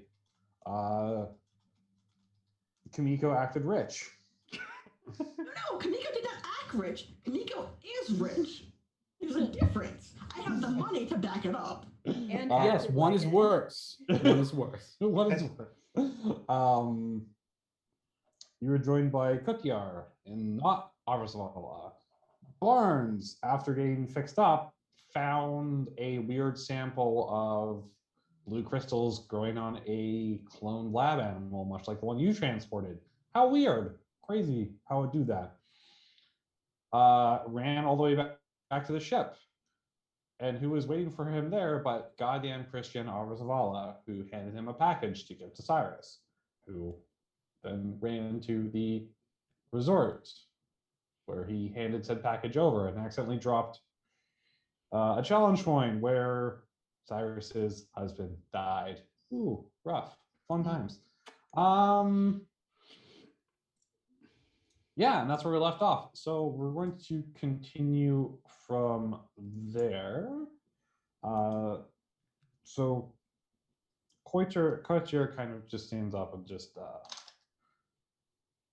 finishes off his drink and just says, like, I'm not gonna ask any of you to hand over whatever you found. It's really your choice what to do with that, but hopefully you'll trust that Christian actually does kind of want what's best, not just for Earth, but for everyone.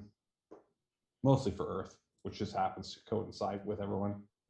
But yeah, if you do find your way to the base, it's mostly an R&D kind of thing, so they can make sense of whatever information you found.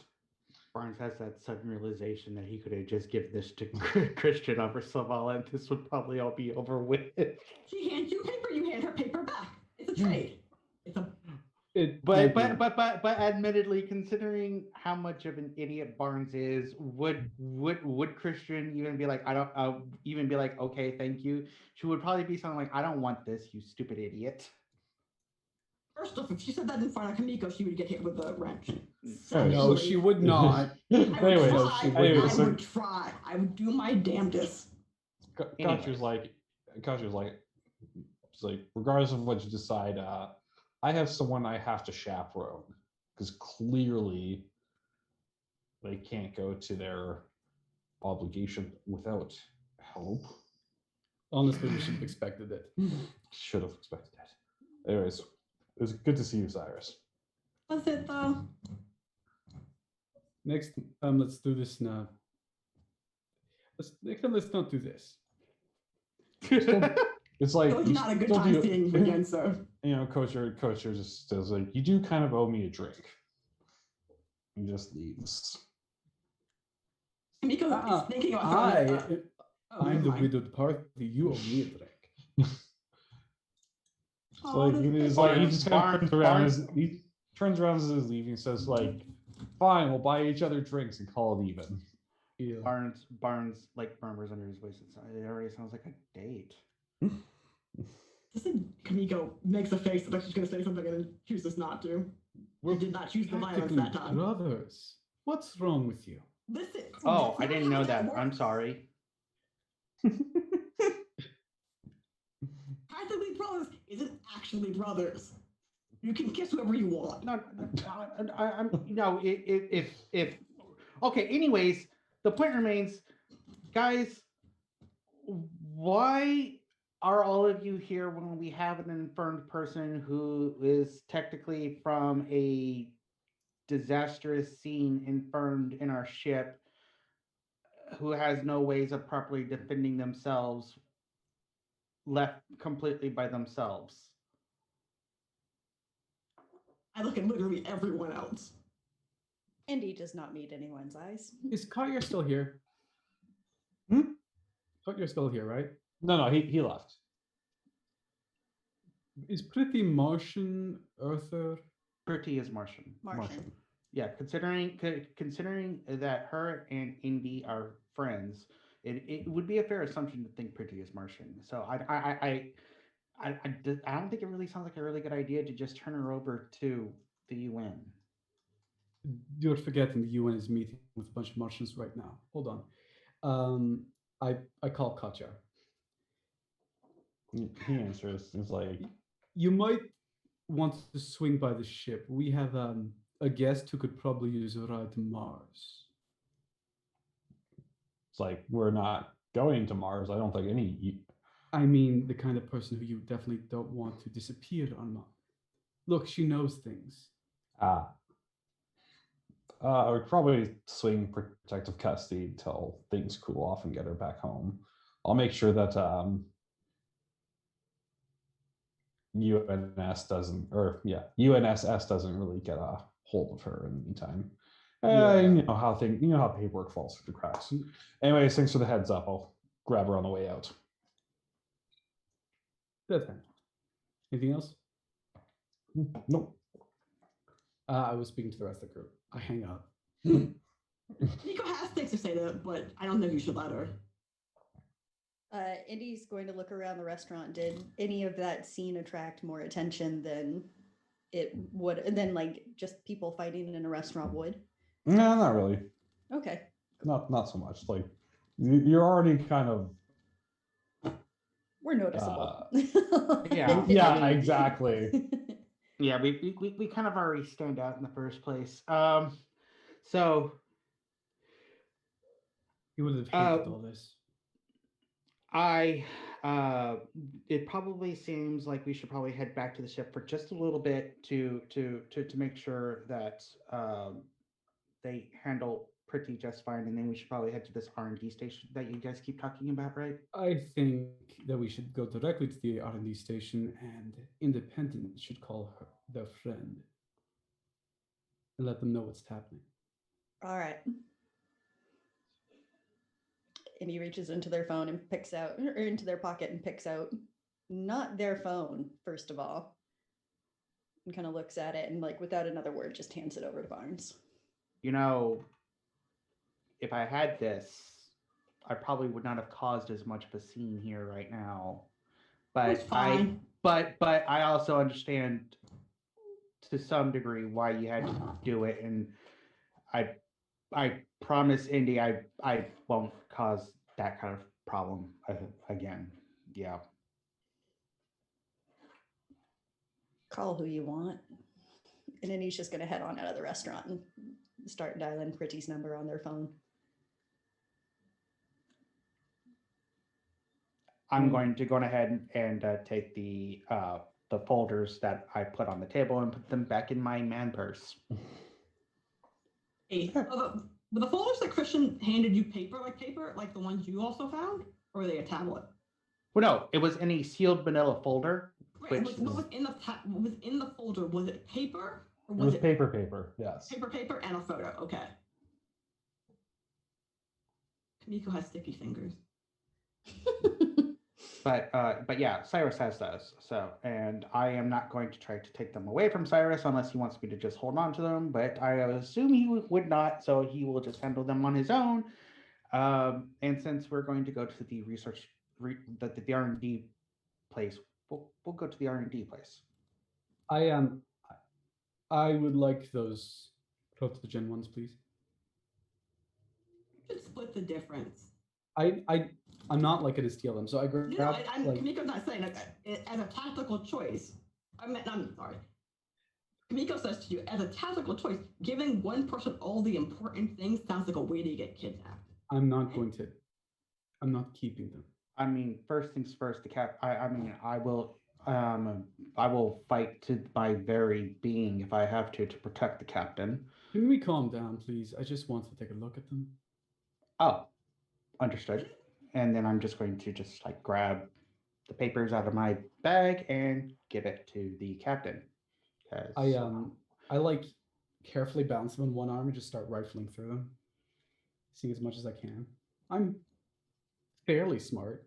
Hopefully, I understand this shit. But are you so as you're rifling through them? Are you putting the papers behind one another, or are you putting them like down as like you go? Because I can Please really don't still put them see- down. Don't put them down. No, You're like so standing it's still all because- on one arm, and like the file is being opened up this way. Rifle, close file, switch, put file aside, open file. When you say rifle. aside, where does aside? Into Barnes's hands. Oh, okay. Yeah. That was really the question that was being asked. Smart move, Cap. Smart move. Nika will find a way. She has the will. You have the will. You don't have the way. If there is a will, there is a way. No, there is not. I'm living proof of that. That sounds like a challenge. Then game on. Nika's new plan is to steal the paper.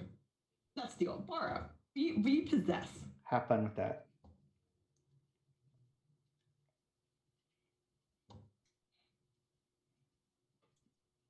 Okay. So yeah, do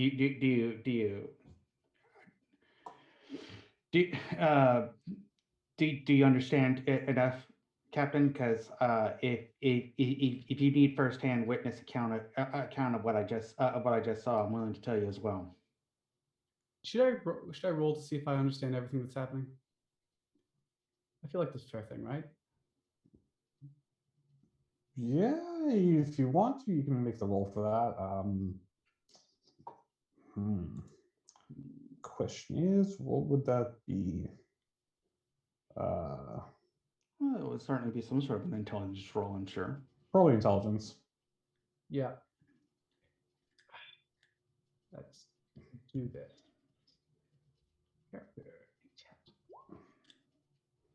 Nice, and 5 ton points. I feel like investigation stunts are probably what happens here. Probably. Breakthrough. You gain not only information, but some form of incontrovertible proof. Or I reduce the total number of leads on the path by 1, jumping to a further point in the investigation immediately. Yeah, all right. Okay, so you are reading through these Protogen medical files. And basically it's a lot of medical jargon and scientific jargon you have absolutely no hope of ever understanding without having at least 3 or 4 more advanced degrees under your belt. What you do get, though, is through the repetition of certain things, and that what it looks like that they're doing is that they're testing the same material on different subjects. And the more they test it, the more it changes. And it affects all living organisms, no matter how small or how big. And the more organisms they test on it, the more it changes. And obviously it's leading to, like, if it doesn't kill the host outright, it changes them into something else. That information you don't have right now, you're not sure. It looks like they're trying to force it to change into something else, but it definitely looks planned. So I'm certain some of you already saw what it turned into, I would assume. because this is incontrovertible proof, Mm-hmm. I think I can skip immediately to the supposition that this is straight up weaponization. That's what they're attempting here, right? Yeah. Hmm. Whatever this bioweapon is, it's not just like germ warfare. They're trying to turn it into like an actual weapon. Mm-hmm. Any evidence in here about where they found it?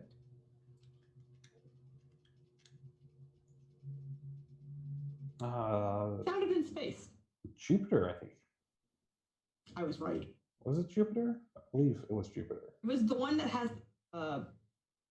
not the rings, but it's gas. Saturn?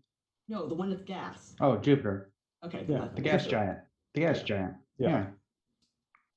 Where the fuck can I find a copying machine on this? A what?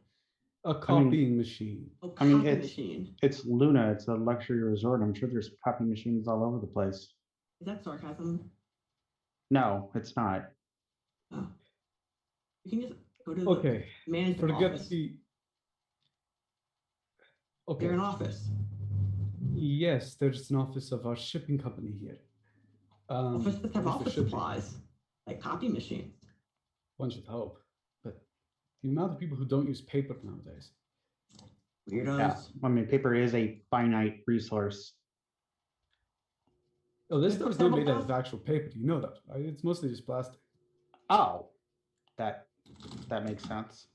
Yeah. All Sucker right. fibers, that kind of Yeah. thing. I'm gonna go off to find a copy machine because I want to make multiple copies of all of this.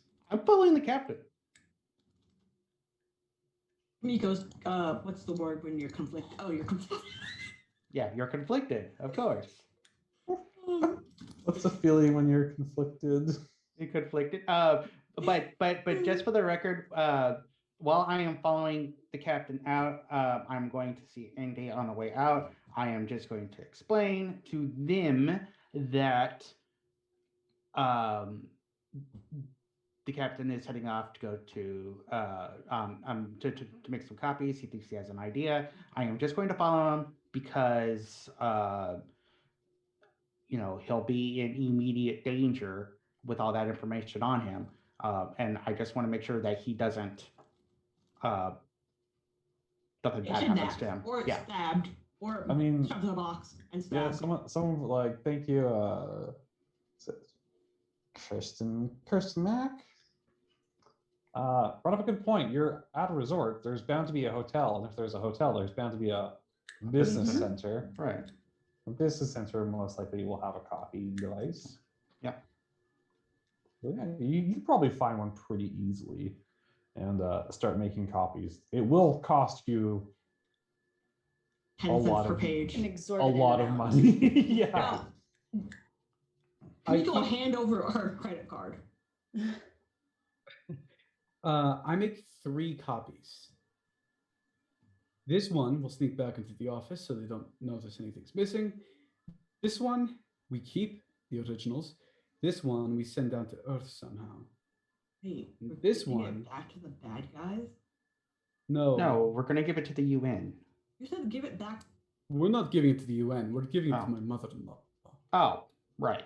Yeah. With all that this makes high-level sense. information being spread around, there is something happening here that we don't know about. We can't use official channels. Which means Fair enough. I'm going to send her a care package. I go to the hotel's gift shop and I pick up a bunch of useless crap. Knickknacks, in fact. You're just gonna find some like snow globes and shit. Exactly. You're just going to the resort gift shop and you're like T-shirt and postcard and all this. Oh, I have the perfect gift. And I'm going to get a poster tube as part of that. Mm-hmm. Yeah. So I'm going to take a bunch of like the papers and wrap all these fragile knickknacks in them. Mm-hmm. And then I'm going to fill the rest in the poster tube and I'm going to arrange to have it mailed down directly to the Avasarala residence. Miko Okay. has This a gift time I for give my Christian. I give my wedded name, so there's a hyphen with Avasarala at the end. This isn't spy shit. This is just, a loving son-in-law sending stuff to his mother-in-law. Miko has a gift for the care package. It's a very thoughtful gift. He even made it herself. Is it a middle finger? No, Is it a poo? no. What is it? It's one of those plastic keychains with your name on it. It says Chris, and so Miko is written Jen, and like Sharpie. Oh my God! Really? It says like welcome to Luna on the Oh, other side. no. Yes, Oh, I love it. God. Yes. Did you get one for Barnes as well? I get Barnes one of those so they have the thing where like Eiffel Towers or whatever. I don't know what Space has. like special items that are like just models of famous buildings. Yeah. Lunar lander from. Yeah, those things. I'll get like a model one of those. You weren't going to get him a Bort I don't know what that is. keychain? Horns. A Bort one. Oh. So I mean, I am just looking at this lunar lander, and I'm just like, all right, well, I mean, I guess I could put this somewhere, and I'm just gonna go ahead and just like stuff it into my man purse, since evidently, You can put it in your room and on your ship. I don't have a room yet. You can put it in our room when we have a new ship. Oh yeah. When we have a ship, we don't even have a room. Yeah, actually, I was wondering though, Captain, were you going to send the coin as well, or do you still have the coin? Are you going to hold I on do to not it? want to traumatize my mother-in-law, please. Yeah, Yeah. that's a fair point. Probably Do would you Quinn. do you want me to just hold on to that? Simply so that you don't have to worry about it. You know, I understand. I pick up another shitty little snow globe and I just shove it into Cyrus's hands. You mean Lovely. Barnes's hand? Are you sure Yeah, you yeah, decide bars. yourself? I shove it into my own hands. Take that. No, I shove it. I'm the collector now. I shove it in my- Look at me. Look at me. I collect the tchotchkes now. I think this is payment enough. Okay. No, I mean, by all means, I understand completely. Thanks for the snow globe.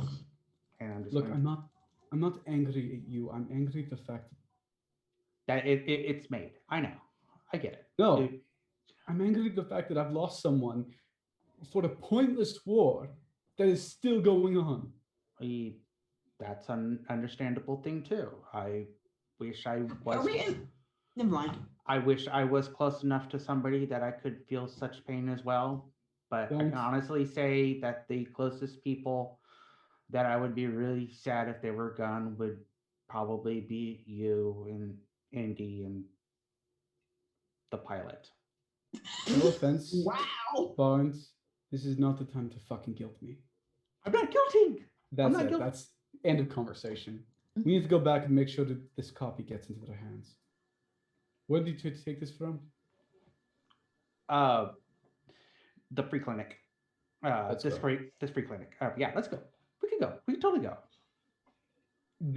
Like everything about Cyrus is terse Yeah, and no, abrupt right now. I get it. I get it. Yeah, emotions. So many emotions. And Good we talk, get ability Captain. to handle them. Good talk, Captain. Good talk.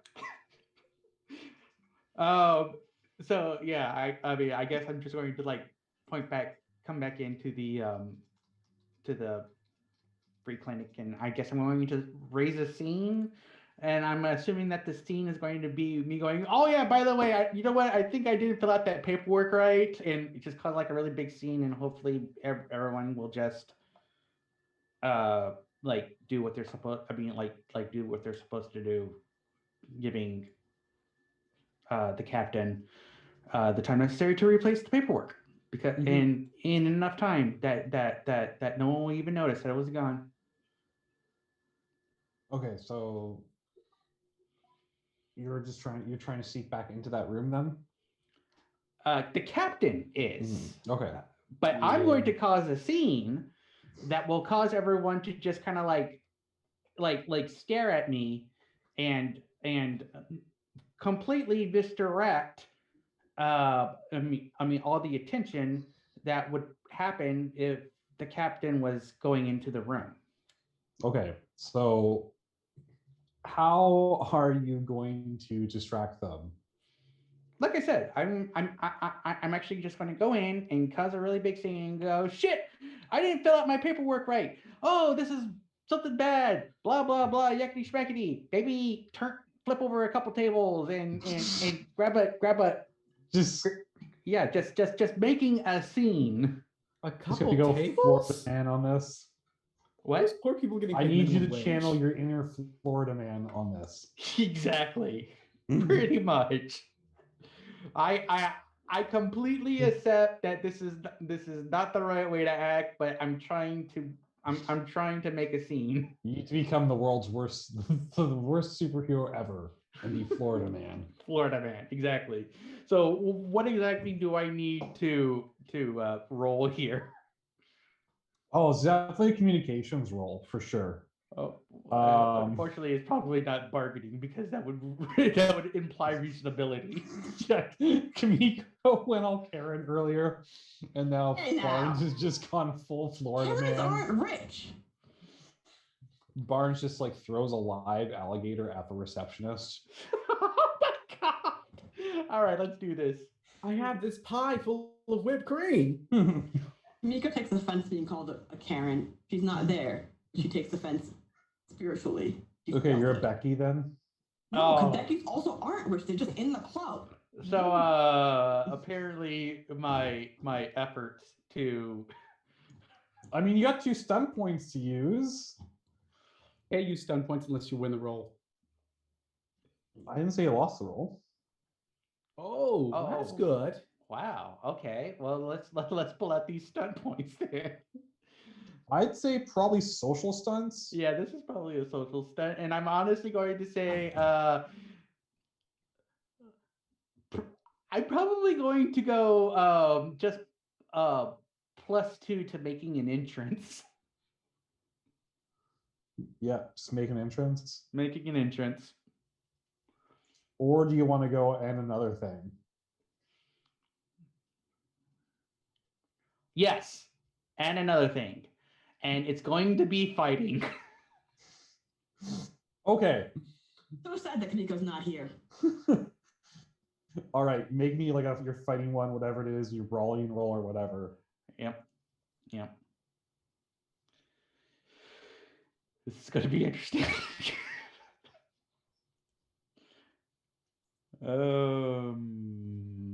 Yep. Okay, 18. Okay. So,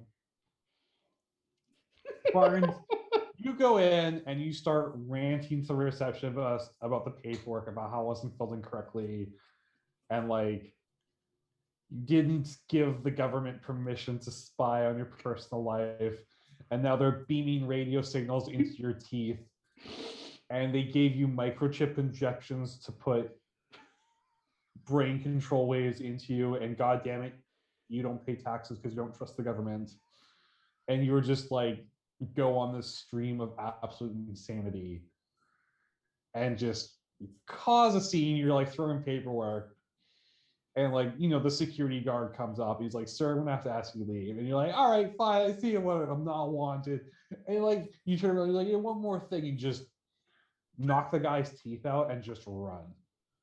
Oh my god.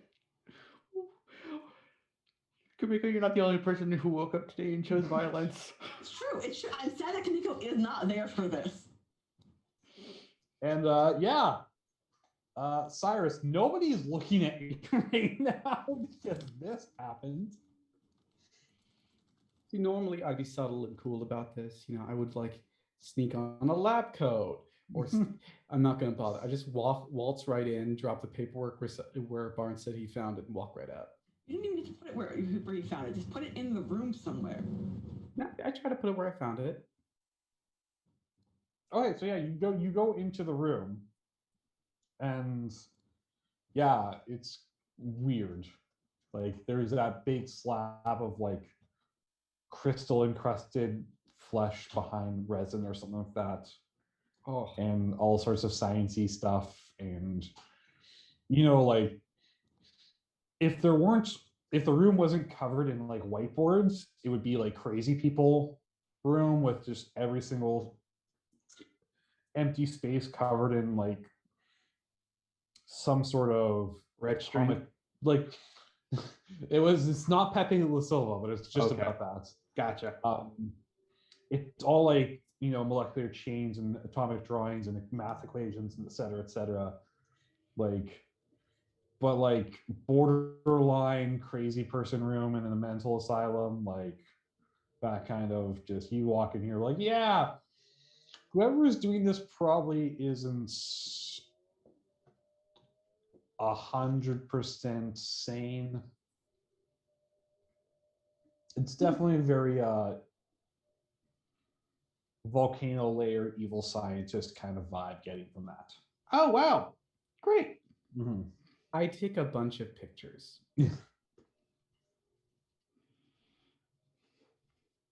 So as you take a couple pictures, you hear the extremely unfortunate sound of a door opening behind you.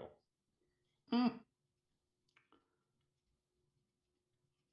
And a person, an older man wearing a lab coat or doctor's coat or whatever, kind of walks in and just like stops suddenly when he sees you.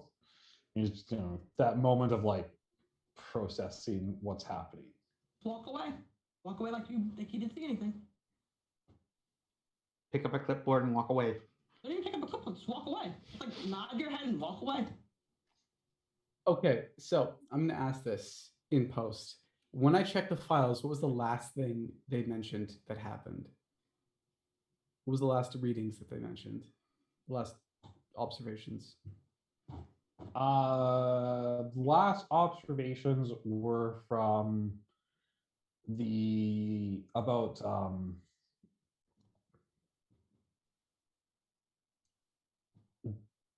getting a more stable product from the current test subjects that they have already and not just relying on a genetic mutation. Have we figured out a way? Hold up. Have we figured out a way outside of using genetic mutation yet? It just kind of just blinks there. Just like, I'm sorry. Wait, what? I slow my voice down. Have we figured out a way to stabilize the subject without using genetic mutation yet? It's Do you not read your notes? just I sort of. assumed that when I came to witness the project after all these. What is your employee number? Who are you? You're not Your authorized supervisor, to be you idiot. here. He just kind of just I'm like gonna- looks at you and says, Love it. I'm the Just- supervisor, and he just like turns around. Sorry you've been fired, sir. This is how you discover it. I'm gonna roll deception. I work directly for Protogen. That's what's happening. Okay. Yeah. Get It's some. not gonna work. Make it happen. It's not gonna work. I'm so scared. Not great. My turn to roll. I just gotta find Roll the dice. 2 once. Roll 2 once. I believe in you to fail.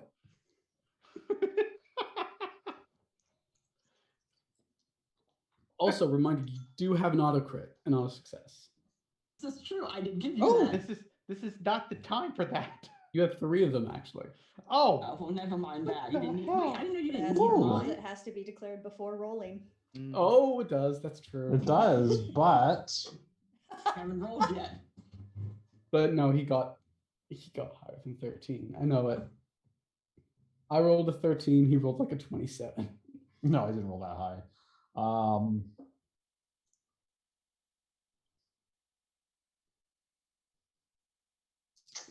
I'm just seeing if there's anything I can use for this. He got stunt points. Look at that face. Fudge. Oh no. We love a failure in this house.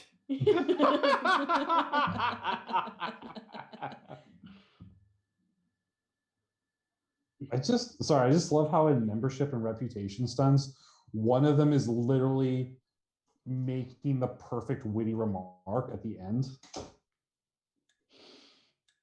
Lovely. Like you basically just trash somebody so hard, you actually get like a legendary status for it with a group. And like that's kind of amazing.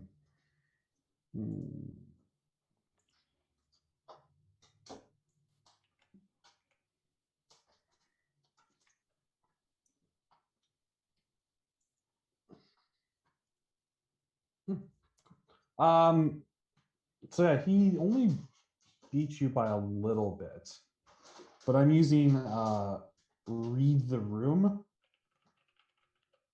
or am I using read the room? Yeah. He's using read the room, which basically gives him the current attitude or intention or mood indicator for one character present. Is he checking on himself? That's important. More people should do that.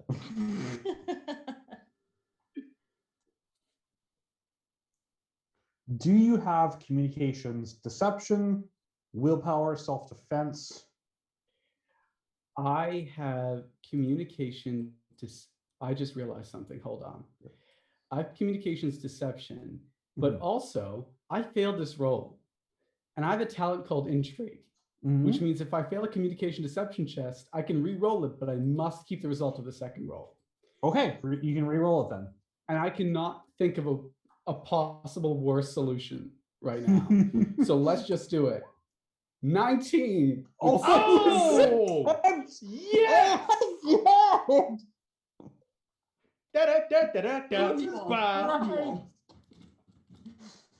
You're amazing.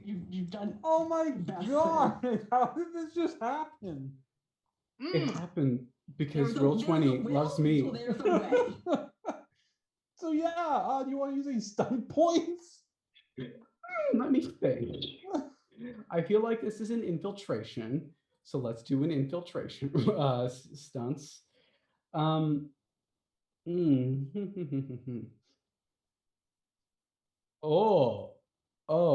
Okay. So one, I do have another talent, which means that I basically cover my tracks. So there's a -2 to all future rolls to follow my trail related to this test. Okay. But the other thing, I'm going to spend 4 of them stun points to leave evidence another character is responsible for the results of my tests, such as breaking, entering, cheating cards, or uploading a computer virus. All failed tests to investigate the truth reveal a person is the culprit, and such tests suffer a -2 penalty again. So there's -4 to any attempt to follow me after this. Okay. And the person I chose is going to be the last person to work on the project. I wouldn't know their name, so I'm guessing it's the person standing right in front of me. If he chooses to look, all evidence is going to point towards him, but that's only if he chooses to look. For now, I'm just in the wrong place, the wrong time. I mean, I'm in the right place. I'm the supervisor, right? You love it when you, I just love re-rolling things. It's so much fun. I don't think you'd be able to give evidence that this specific person, because you don't know who this person is, An internal was yeah. the one who did it. If you had an idea of a specific person or faction or something, you would be able to leave the evidence of that. But because you don't know who this person is, other than they're like the supervisor here, apparently, I think it'd be hard because you don't know anything about them. You don't know this person. This is the first time you ever met them. But you would be able to leave evidence of to implicate a specific person or organization. I think I was inspired by the conversation we had at the dinner table. Mm-hmm. And I think I leave reasonable evidence that someone who could not possibly have done it did this. And I think that someone is Julie Mao. I know enough about her. Julie Mao. Okay. Okay. They'll know. Okay. They'll obviously know that somebody did something if they choose to look, and they find out it was Julie Mao supposedly. But it will lead them on a merry track to nowhere. And oh yeah, absolutely. He's just like, he's really confused. So you made the deception that he's actually a supervisor from Protogen directly down here to go over the work. Mm-hmm.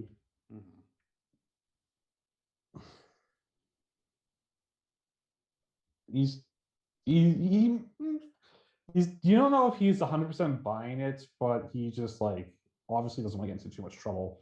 He's like,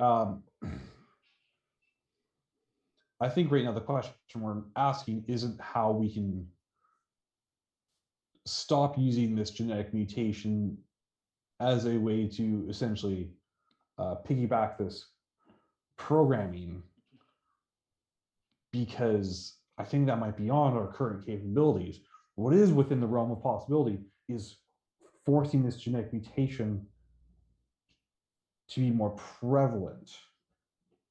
A basic CRISPR editing should be able to cause about a 97% upon last checking chance of the mutation occurring, which means that we would have easy access to fresh subjects consistently. I'm going to do something that I know probably happened in one of these conversations, but an awful thing. But if you're going to do genetic editing on such a large scale, how would you need a control group, a small one? Children, perhaps? No, well, children are the subjects to begin with. I mean, with what happened at Ganymede Station is going to set our work back a little bit, but we should still have all the necessary data to restart the program. Again, the whole it happening there was more fortuitous than anything, but with the mutation link established, we should be able to essentially recreate this possibly in a smaller batches, but we shouldn't need a control group to start with in order to see results. We're pushing. Go ahead. We're pushing for progress over perfection right now. Anyways, we need to have viable products in order to continue research and funding. Anyways.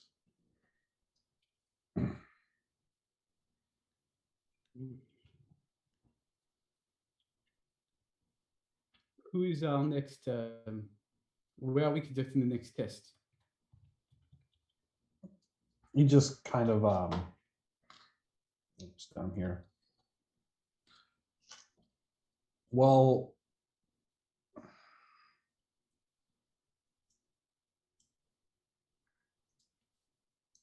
we actually haven't gotten that information yet, sir. I was actually hoping you'd have the information for us because we've run out of subjects. I mean, it's hard enough getting them to Luna, so I thought we might be repurposed to another research station.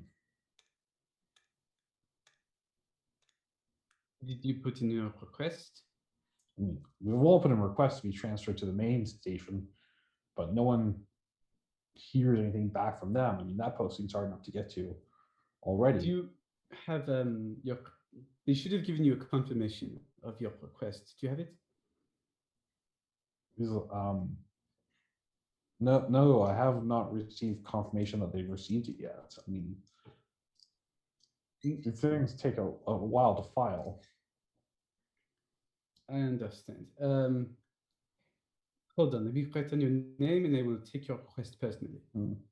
Clearly, there's no more that can be done here. Well, I appreciate that one, sir. My name is Dr. Johann Strauss.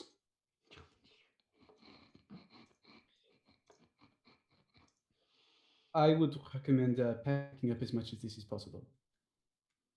Are we going to be leaving this facility? Is that what's happening? Like I said, it's probable there's not much more to be done here. And the less we leave behind, the less that can be traced.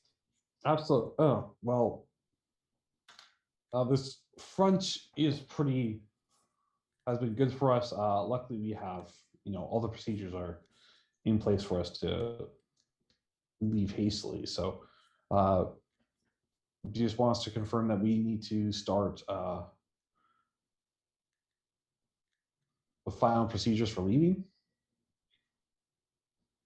No, just make sure you're prepared. Wait until the transfer requests are approved.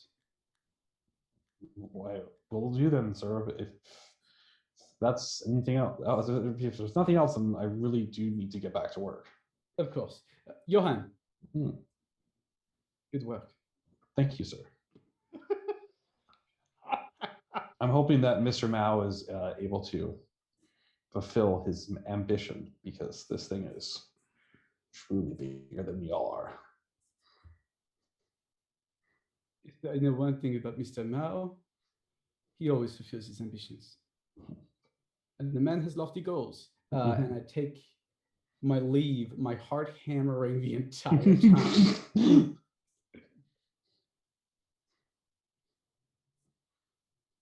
Like that poor like security guard is like still just like on the ground and just like bleeding. Is no one going to pick this up? Huh? He's like he's been assisted by like some people, but How you hard know did I hit this guy? he just like broke his jaw probably. Look professional, please. And I walk out. You're professional. Okay, So I respect the character sometimes. Yeah. Am I still being chased, or did I just like run out and no one bothered to try to chase me? I mean, you did get just after me. knock the security down, and also you're not supposed to chase people who run from stores. Oh, okay. It's against policy. Oh, okay. I mean, if you just broke someone's jaw, like the security guard's jaw, I'm not gonna go after you. Fair enough. Yeah. Don't get paid enough for that. Yeah, everyone is like, I don't get paid enough for this. That's not happening. Yeah, fair enough. You so what are the rest of you up to right now? Miko's still outside of the restaurant when she lost Barnes and Cyrus. That she just misplaced them and she doesn't know how it happened. Just gone. Well, What I the mean, fuck did let's- this happen? I told Indy that I was going to follow the captain to make sure that nothing bad happened to him while he had practically every single piece of leverage that we've recently attained on him. It's true. But I would assume that Indy and Kumiko stayed together, participating in the buddy system. No, actually, Kamiko's gone off, according to Val, to fight late stage capitalism to your advantage this time. No, I mean, she's basically saying that late stage capitalism was to my advantage because I punched the crap out of somebody. And Yeah, then, no one was like, everyone's just like, I didn't Oh, get I paid. just I'm not saw getting the paid for message, I was this. like, is that directed at me? no. No. It's directed towards me punching out somebody, and then we could just going, yeah, no, we're not going to chase them. We don't get paid for that. This is true. Also, it's against company policy. I think I just said that. Yeah. I mean, I would have assumed you two would have stayed together. No, I will. No, Stay- in that case, I'm not actually destroying late stage capitalism. I mean, we're technically trying to destroy late stage capitalism at this point, Well, this is evidently. one specific person, and it's personal. It's fair. I was supposed to say, there's a lot of times where late stage capitalism does feel fucking personal, but anyways, Ulfred, what is Indy up to right now? I've been trying to think of a more interesting answer to that question than heading back to the ship to check on Pretty for the last 20 minutes. And don't have a better answer, I'm afraid. So as you're heading back to the ship, you make your way past like the shop fronts and et cetera, et cetera, et cetera.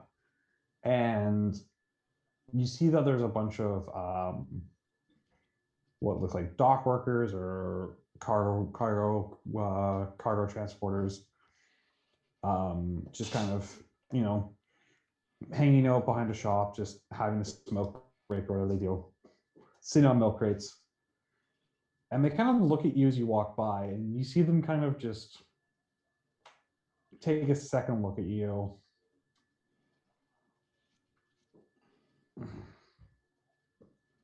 And like as you kind of walk by, they stand up and just go, "Hey, Red Sand, where you going?" Offensive. Oh, Hey. I just figured out because Mars has red sand, right? Yes. Gotcha. All right. Ah, where's Kamiko? Back home. You should be following her. I mean, Dim. So, Back yes. home and away from you stinking takers, that's where. Takers, that's rich. Don't you have some more wars to try and start? Didn't go well for you last time. You're only lucky that the UN decided not to shoot you useless rock humpers. Wow. Okay. Kamiko, pull out the wrench. Let's go. Nico wants to fall off the right, but I like. So I want to say. So Kamiko was talking to Cyrus and Barnes, and then lost them, and then did the thing where you like kind of turn around like, "Where are your parents?" Oh shit, I'm lost in the department store. So at this point, Indy's probably already started walking. So like, Kamiko would be behind Indy, heading in the direction that she thinks Indy's gone in, but she's not sure. Yeah. So like, if this is happening, if Indy has stopped moving, Kamiko will eventually catch up with her. Yes.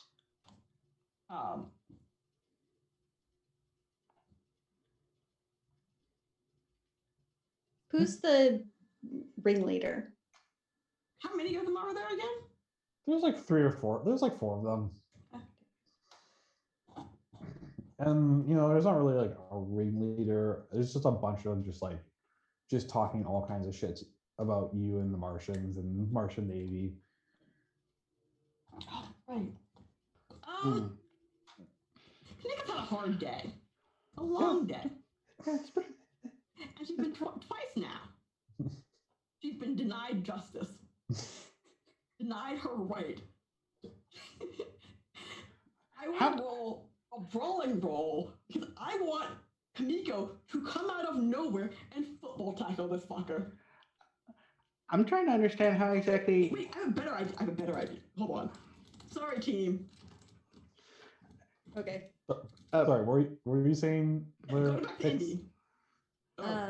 Indy's going to pick the one who looks like they're in the lead, and they're going to go up to that individual and just say, "Look, I've done more than just my time beating up plenty of folks just like you, and folks better than you. And any other day, I would beat your head into the lunar dust. But just today, I'm not quite wanting to. But if you want the fight, I'll fucking end it." They kind of laugh and just go like, typical Martian, always gonna act like they're gonna win in every fight they try and start it. We'll intimidate quick. It's like, how are they gonna talk tough when their own flagship got blown up by OPA pirates? I notice y'all are real tough picking fights with a lone Martian when there's 3 of you on Luna. Consider me scared. And then he's going to turn their back on them and just start walking away. Wow. And now, can you go show up around the corner now? Yeah, you see this happen. You come around the corner basically just as soon as you see like one of them like walk up behind Indy and just like shove him like hard. There's like a 3-second moment. It was like, yeah, just keep walking. Where like their hand makes contact with the back of Indy. Wrench. About 3 seconds, like maybe a blink of the eye goes by. And suddenly magically there's a wrench in my hand. Well, or wrench on their hand. No. And we're gonna introduce wrench to kneecap. Wow. Because what I'm going to do is I'm not gonna run up and hit them, actually. I'm going to throw it at you with very good aim. But specifically, I'm saying aim, but I want to just use my straight up fighting. Is there dexterity, maybe? No, it's straight up fighting. No, this is straight up fighting. It would be a fighting roll. I mean, it would be a dexterity roll if you were throwing it. Roll dexterity. They're both the same. I upped my dexterity, so I'm better at pilot. Yeah, if you want to like roll to just like boomerang your wrench Wait a second. Where's that into like the back of their legs. Where's that chart at? Hold on. I must check something. Sorry, team. Give me a second. I'm just bad at this. Nope, it's not there. Is it there? It's here. I have 2 auto successes. Okay. Use an auto success. Make it happen. No. I'm not going to auto success. I'm going to use 2 auto successes back to back. First on the dexterity roll that you're going to make me do, and then on the brawling roll where I then just go. I walk around. I just throw myself at them. Nico just like Wow. one guy takes a right to the knee, goes down, and then his face is in the ground because I literally just slammed his face into the ground as he's falling. His nose is definitely broken and he's probably losing some teeth. Wow. Okay. And this is what ends. And this is what ends. If this is what you want to use your auto successes on, I will not stop you. So, God, yes, this is wrong way violent. I choose violence. so, Don't Indy, forget them stunt points. yeah, I got 12 stunt points. Oh, we have 10 more minutes apparently. Okay. you have 6 to use on each one. Huh? You have 6 stunt points to use on each roll. So you have 6 stunts to use on your ranged attack, and then 6 points to use on your melee. If you want to use it on melee or grappling. Do something that like intimidates the living shit out of them and I makes don't them realize they intimidate made them. a I'm not really mistake. scared of me. I want them to come at me, bro, because I'm going to fuck your shit up. No, I don't Oh, get come on. scared. And being very aware of time, Indy, as soon as they see the wrench and the flying Kamiko, is just gonna let out a great big whoop and be like, "Whoo, boy, y'all messed with the wrong pair." I'm magically using grappling. I'm just going to use strangle twice on the first guy. We're looking at because the first guy got his face planted into the ground. I don't need to strangle him. Hamstring. No, I mean, yes, I want to hamstring him, but I don't want to use the stunt hamstring. So are you using, what are you using? I'm using the first stunt that I'm using the grappling. Okay. Well, the first one you use is a range attack. Right, so I throw the wrench at one guy. He goes down for the knees. The next person, do I have to use a stunt point on that same person or just in this scene? Pardon?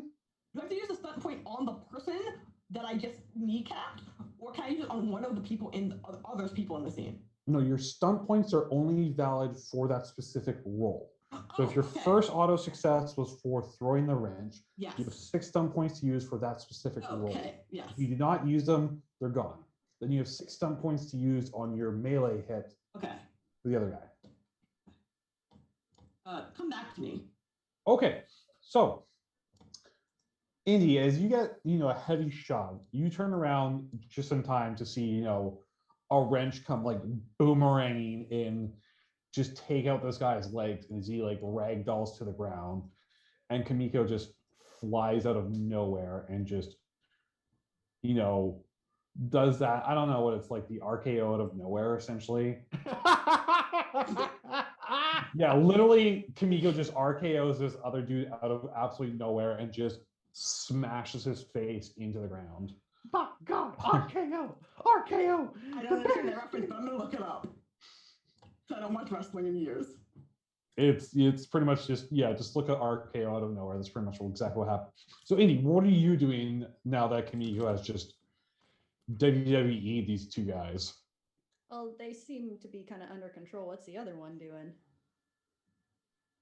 The other guy is just like doesn't. The other guy looks like he's about to take like a football kick at Kamiko's head. Oh, Yes. I don't think he wants to do that. Bless them, though, they still think they can win. So cute. I like that they're trying. I love when people try. Trying is the best. It's not about winning. It's about, again, the lessons you learned along the way. Like, keep your fucking hands to yourself and your mouth shut. I'm just double checking my talents to see if there's anything that I can use there. Is Kamiko just turning into the Rock right now? Shut your mouth and know your role.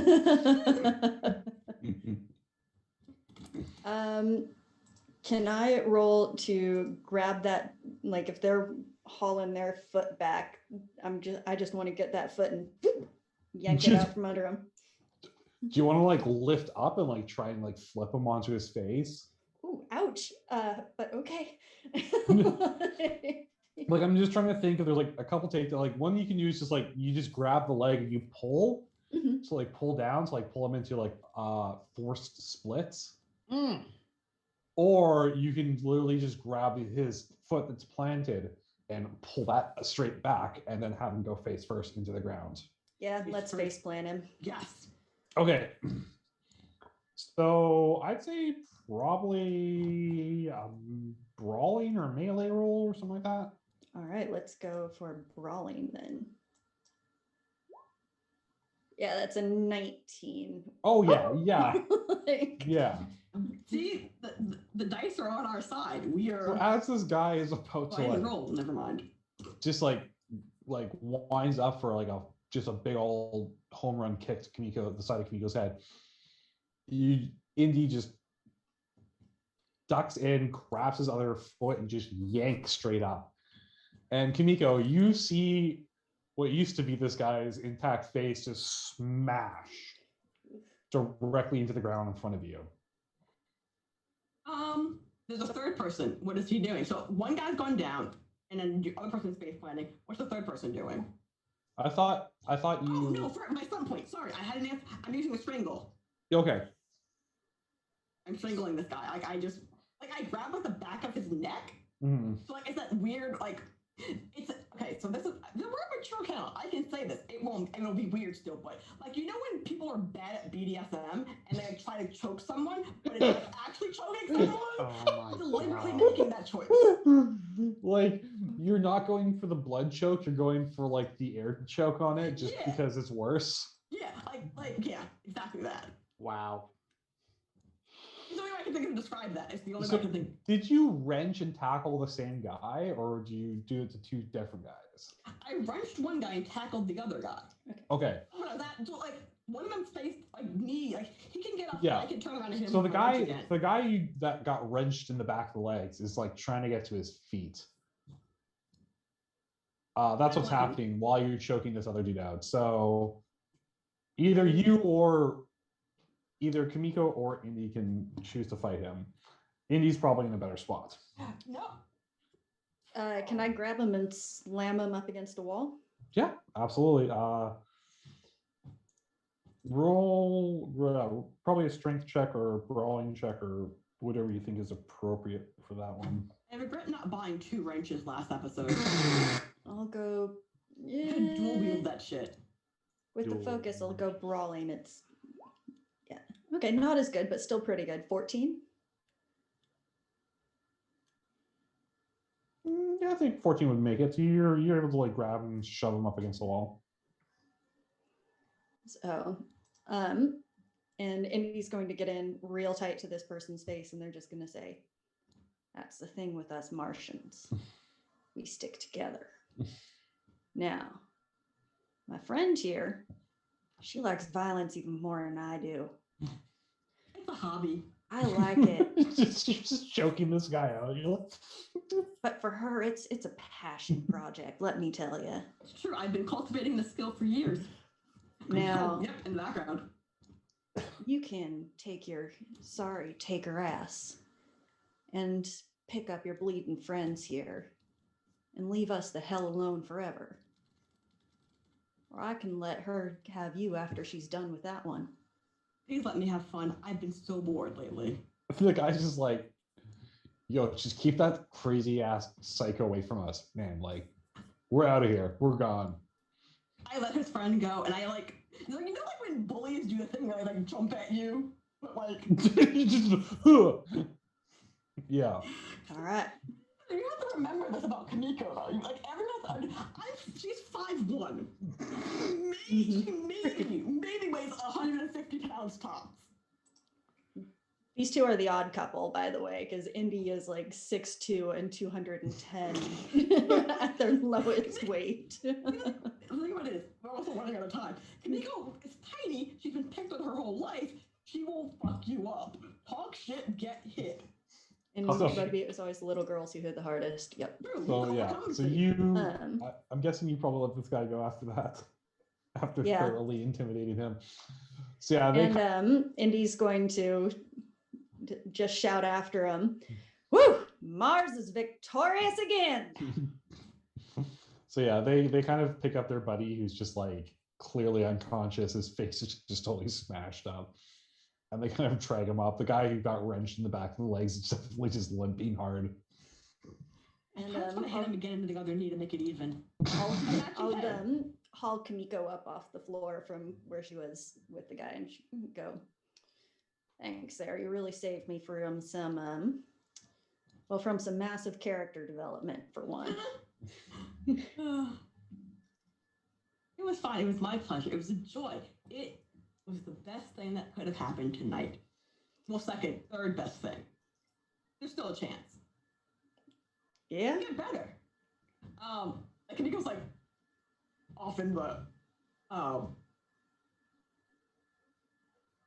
don't know. I lost my train of thought. Oh, my brain. Oh my god. Both Kamiko and I have like 404'd. Indy's going to lean down and very gently kind of like just grab where like some of your hair has been knocked out and kind of put it back on over the back of your ear and stuff. And I'm going to be like, so you said there's something could make it better? It was a thing that kittens do to people when they like pet their face. Completely unintentional, just because there's someone warm near my face. But she's dumb sometimes. Me in real life, totally here for this. Kamiko, you have to be more blunt than that. So she doesn't, like she does like the cuddle into your hand thing, but like she doesn't go past that moment. Like that, what's the word? And she might have heard what you said, but I think she's just so happy that someone's touching her. And that we're happy again. And we're bonding. You cried on me and you hugged me. This is great. So we're probably going to wrap it up here, but just I just had one quick question for Hicks. Yes. Barnes still has that coin, right? No, Cyrus has it because he traded it for me for a snow globe. Right, Cyrus. So Cyrus, has Cyrus actually like taken the time to look over this coin yet? Oh dear. I feel like he is. I feel like he's wearing it with his thumb because, God, this has been the worst family reunion I think of all time.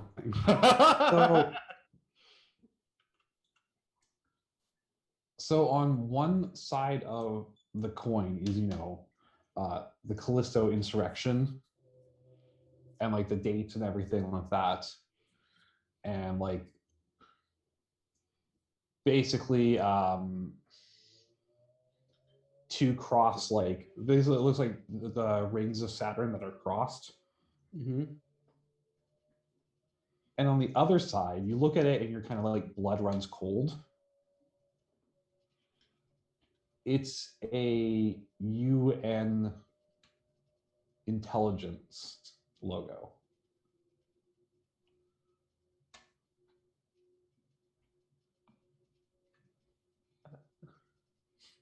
What? Like this is a challenge coin that was handed out to UN intelligence that were involved in the Callisto insurrection. The ones who weren't even supposed to be there. And I think that is a good spot to end it. Hey. Yes. Anyways, thank you everyone for coming out and playing. Thank you everyone for coming out and watching. Thank you everyone, especially so much for donating and supporting our channel. I had an absolute blast. It was so much fun. Yeah, I know. It's an Expanse themed game, so I'm not allowed to leave this without a cliffhanger or some sort of like huge drop. Like it's like in the book, like you can't end this on a good note, or you can't end this on like just an nasty cliffhanger or big drop. Anyways, we're gonna go around and tell us where you can find us, what we're up to, etc., etc. And we're going to start off in the opposite order from where we introduced. So we're going to start with Amani. Hi, I'm Imani. I play Kamiko Gardner, and like I said, Kamiko chooses violence in every form and every way, every day. Also, during the course of this game, in the background between talking in Twitch chat and our game chat, I lost 2 fingernails. Like, look. Wow. That's where I am. You can find me again mcatterdev on Twitter, Marleycatter TV. You're on Twitch. I stream game dev and design things. I have a lot of feelings, and I express them very loudly, sometimes in caps. All right, thank you so much. We have Hicks. Hello, everybody. My name is Mr. Hicks. You can find me on Twitter at whiskey_Hicks. You can don't really have any major projects going on right now. I am presently working over at the Vanderbilt Institute of Trades and Services over at Final Fantasy XIV over on Matus. And that's about the only thing I have going on. You're probably gonna have to search it or something because we're still working on it. But that's what I'm doing right now. Thanks for watching. Cool. Awesome. We have Ulfrig. Yes, hello. I go by Ulfrig on the interwebs. You can find me as part of the Adventures in On3All podcast, and also as part of the How to Princess podcast, with brand new episodes recording this weekend, which I'm very excited about. And I have a TikTok now. It's a brand new thing. I have called it Flick Talk. It is entirely TikToks of my cat Flick. Hey. The content that I need. I literally need this. Finally, some good fucking content. That's the best part of TikTok. Excellent. And then we have Werewolf Fields. Hey, my name's Jordan Likadir, also known as Werewolf Fields. You can find me on the interwebs at Werewolf Fields on the Twitter or the Instagram. Honestly, I don't do TikTok, but one day, probably not. One day, no. You can check me out over there. I've got a lot of projects in the works, some TTRPG writing stuff, some cultural consulting stuff. So there's going to be a Kickstarter out with my name on it very soon. I'm one of the writers, not the only writer, one of the writers. Important.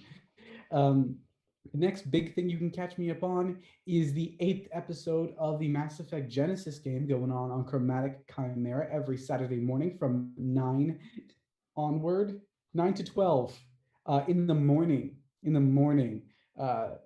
Eastern Standard Time. So check us out there, Eastern Daylight Time, sorry.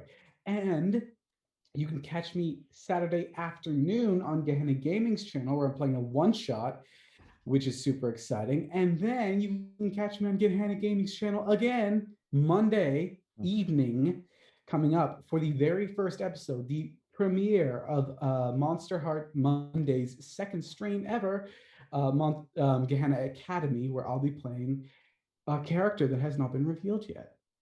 So lots of stuff in the works. Check me out there. Check me out everywhere. And thank you. Thank you for watching. Awesome. Great. So my name is Nick, or Slowpool. You can find me at the Slowpool on Twitter.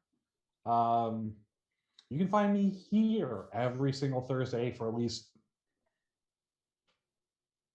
what, 2 or 3 more episodes? I can't even remember. A couple more. We're really close to the end of this one. We're really close to the end. We're going to be finishing up the Expanse soon.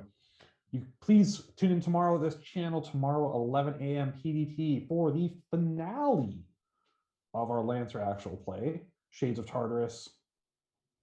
Then on Saturday at 1:30 PDT for Dragon Age in Darkness Unbroken. And back again on Wednesday for Dungeons and Dragons with Dragonstone at 11 a.m., where you can also find me playing.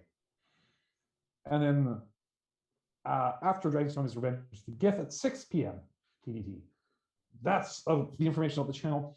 So please stick around. We're going to be doing a little raid, I believe. Raid.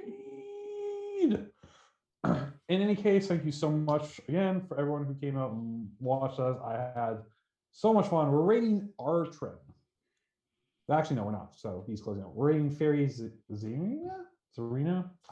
I can't speak. I'm done. Fairy Zarina. Yeah, Fairy Zarina. So thank you so much, guys. We're heading out. So bye now. Thank you. Till next time.